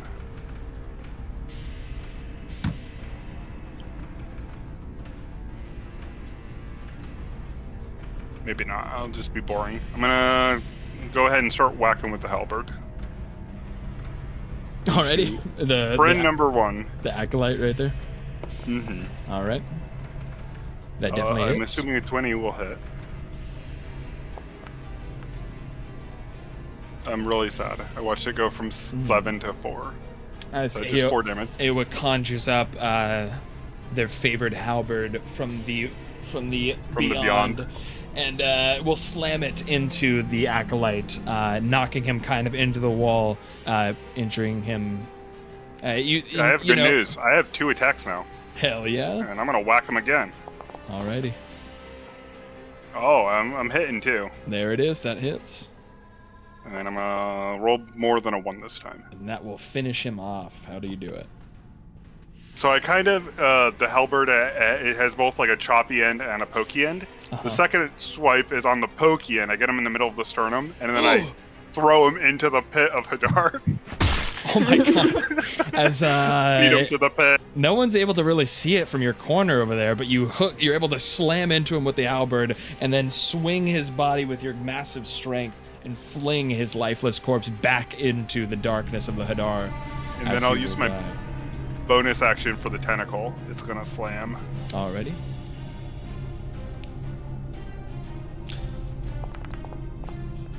How about a 10 to hit this guy? A 10 would miss on that guy. Okay. My tentacle's just unlucky today.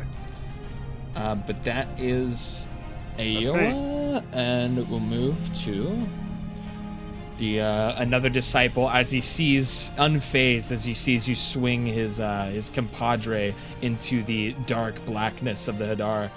He rushes towards you and will try to attack with his dagger, almost mindlessly.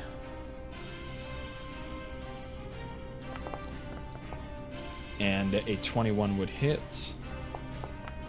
And that will be 5 damage into Aoa. I mean, now he's just showing off with that 21 to hit. Yeah, now they're doing some stuff. Concentration check. Oh, yep. I just need a 10. There it is. I'm good. The smoke of Hadar still fills the room as the next acolyte will act. Never mind, he's dead. Never mind, he's dead as fuck. We'll move to the next one, who is right beside the smoke of Hadar, and he is going to run south through the room and try to attack Rangil. And he will use his dagger as well.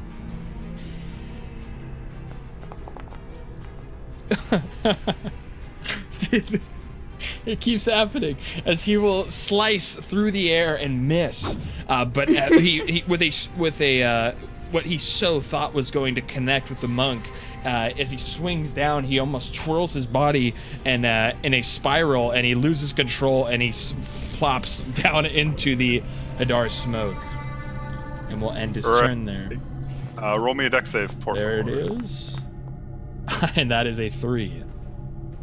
He's gonna take some acid damage as a milky white tentacle gives him a hug. 10 points. And as soon as he tried to launch the attack, it is his life is just as quickly ended as he falls into the dark sphere of abyss. And is. Did I narrate a little thing for Rangil? Sure. So the milky white tentacle actually comes out and shows Rangil, like with the guy, and he just melts into a puddle on the tentacle, and then crawls back into the. As it drags his body back into into the darkness, and he is dead. I had to give you a little show. You realized you're my son. Of course. Thank you for that. Very, very eye-opening. A show of power indeed, as that will be back to another disciple. Never mind, he's dead. He was thrown into the Hadar mist. Boom. And then the next Magister will act. As he's trying to kind of recover from his wounds. He's bleeding all over. He seems badly injured from what you can see. But he is going to try and attack the fairy next to him that he had spotted as soon as he exited the smoke. And he will try with his vicious dagger to attack. And I don't think a 9 hits. No. Awesome. But a 23 will. Joker. Yeah.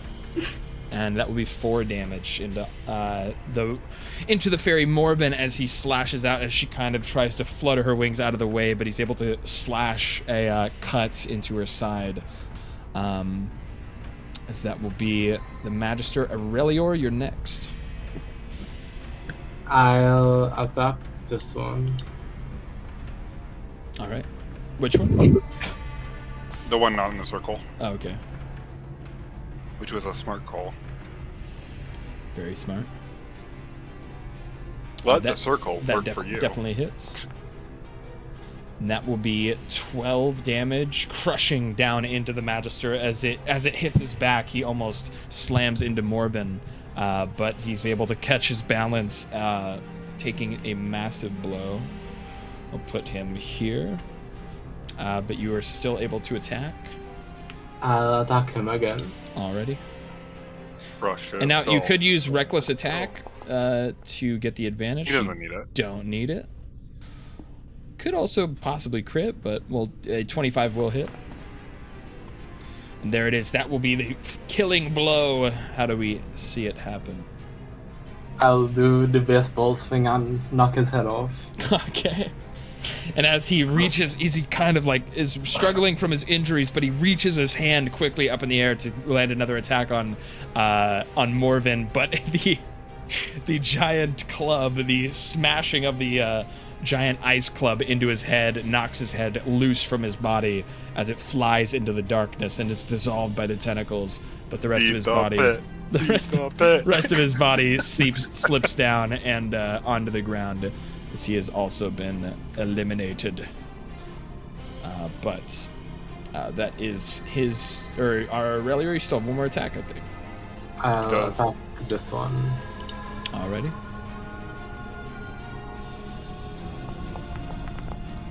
Ooh. Oh, Ooh. Roll that crit damage. There it is. Holy shit. Ooh. That will finish him off easily. What do you do to this guy? I'll swing my club downwards onto his head, sending it into his body.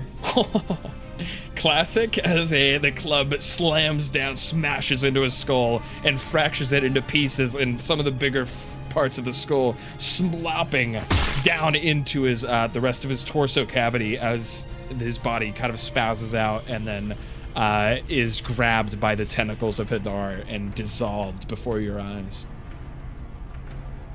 But that will be him. He is dead. Anything else you want to do here? I'll move here and then end. Alrighty. But that is them. Next will be Rengil. Okay. Rengil will hit this guy with an unarmed strike, praying he doesn't critically fail and trip and fall and die. He hits an 18. A hit. Yep, that hits. Then 11 damage. Alrighty. Into this guy? Yeah, that one. And that will be a killing blow. How do you do it? Alright.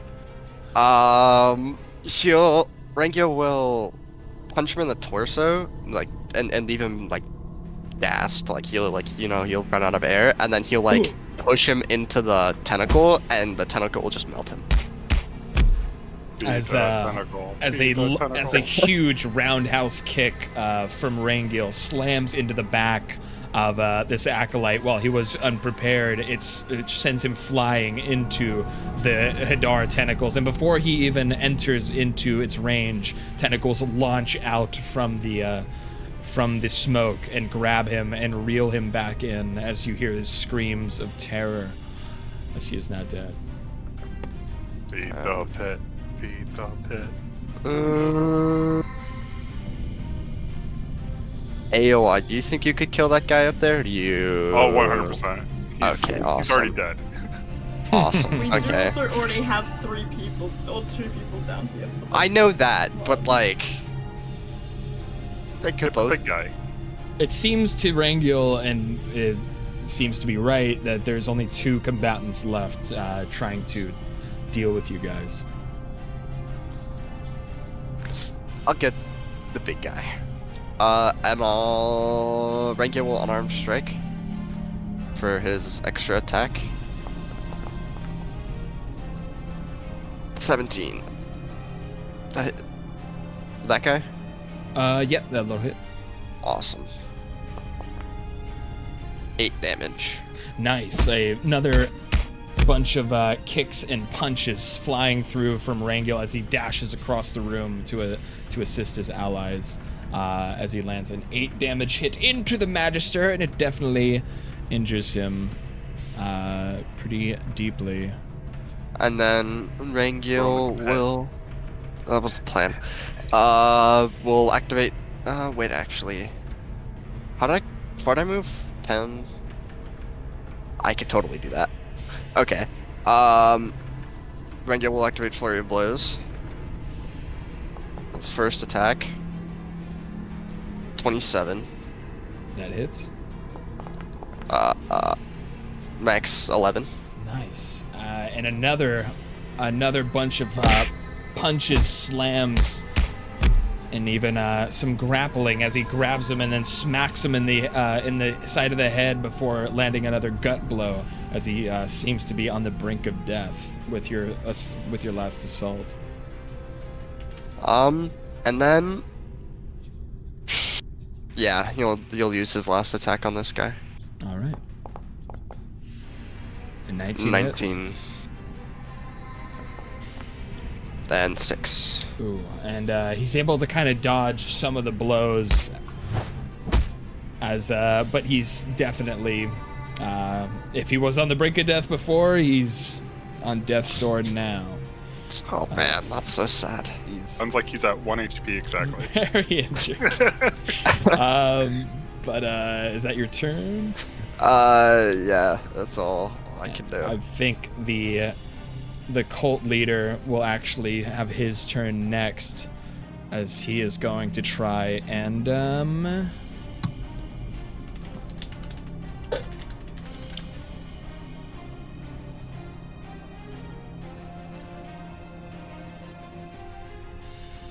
is he in a final desperate attempt is going to reach out and hit you with inflict wounds. What a meanie. But that will be oops.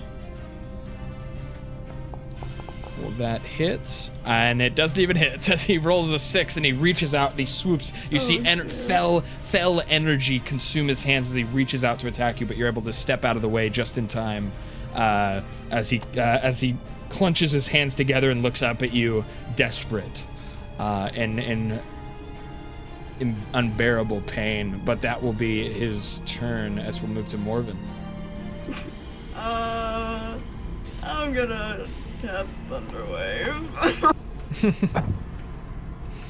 I'm gonna die. Yeah, wait. No, you're not. It's okay. It's okay. It's okay. You'll be fine. I'm about to Dude, die. you're actually hitting Rangel. Roll your Constitution. You'll be okay. I'm about to die. Roll Constitution. Killing my son. See, you're That's fine. alright. You only take 6 unfortunately, thunder damage. the Magister is also. It was 6 if it's halved. 6 if it's halved. Or sorry, so Lord. he saved it. So he takes half damage. You're saying? Yes. Okay, so that is just enough to kill him. What does it look like? She's gonna yell, "Sorry, Rangel." I just like, BAM! Just fucking cracking thunder. Wait, why'd you delete my thing? I forgot there's still one more guy.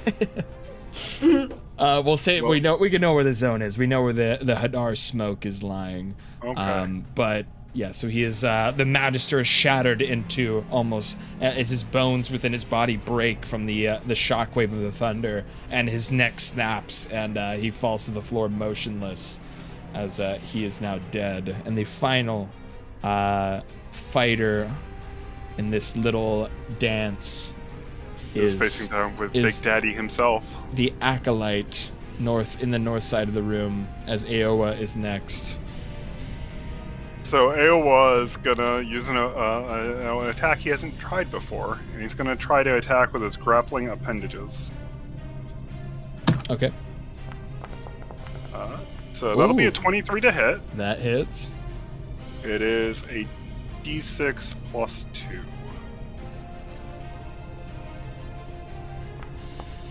So the nifty thing about it, though, so I did 3 damage. The nifty thing is I can, as a bonus action, grapple this guy, which is an opposed athletics. Okay, so he's rolling athletics, you're saying?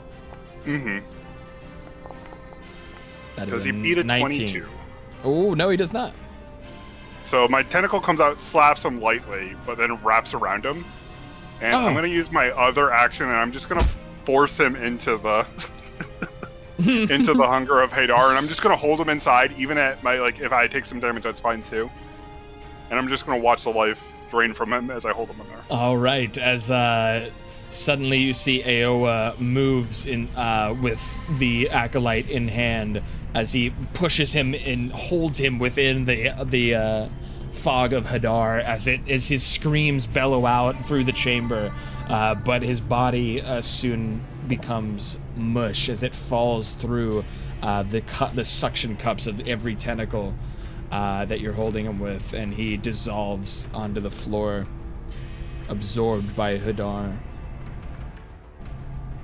My pit has feasted as I step out of the... But and the warp in reality and space will kind of close in on itself and return the room to normal. But that seems to be the final combatant that had launched this strange surprise attack on you, as they had tried to induct you into their dark, demonic ceremonies. You were able to hold your ground and defeat this evil cult that had been festering within the walls of Valaki for God knows how long. But it is getting late. It is, that has been a great session. Well done, everyone. Well fought. Thank you for feeding my pit. Of course. But thank you guys for being here. It was a blast to finally get to play with you all again. Glad you all got home safe. Glad we have returned to some D&D. Very fun stuff, but we are going to be getting out of here. Thank you guys so much for watching. Anyone lurking, thanks for hanging out. Thanks for having fun with us. We are going to be raiding. If you guys want to join us for the raid over to another channel, we'll see who is online right now. Let us see. Let's see who is on. I think Arcajazz is on. We haven't raided to Arcajazz this whole week. I think we are going to head over to the great and powerful Arcajazz, but that is the end of another session, another successful Dungeons and Dragons quest, another journey into the darkness of Barovia. But again, please join us as we will be raiding to the great and powerful Arcajazz. He's very funny, he's very talented. He is a musician, he's a musician streamer. He does some jazz music, he does some jokes, he does everything, he does it all. He's awesome. Drop him a follow, drop him some love in his chat as we get the raid o'clock message up in the chat-a-rooney here. Let me get that copied as well before we head over. Cool, boom. Arcajazz, we are heading over to, but farewell guys. I hope you guys had fun playing. It was so much fun. Good job again. Very cool session today. Well done to you all for being able to complete your mission as instructed by the powerful Burgomaster of Valaki. But anywho, in any ways, we will be heading out. All right, we'll see you guys on Thursday. We're gonna get out of here. Have a great Tuesday. Have a great Wednesday. We're gonna take a couple days off, but we'll be back on Thursday with some awesome streaming, probably some more Elden Ring DLC with the great, the powerful, sinister Jess. But until then, we'll see you guys later. We'll see you over in Arcajazz's channel. Bye bye. Have a good night. Bye bye. Farewell. Good night. Good night. Bye bye. Farewell. Good night. Don't fall into any pits of Hagar. Yeah. Oh, hell yeah. I'm excited. I was happy I got to use that spell and my lightning bolt. I got guitar picks.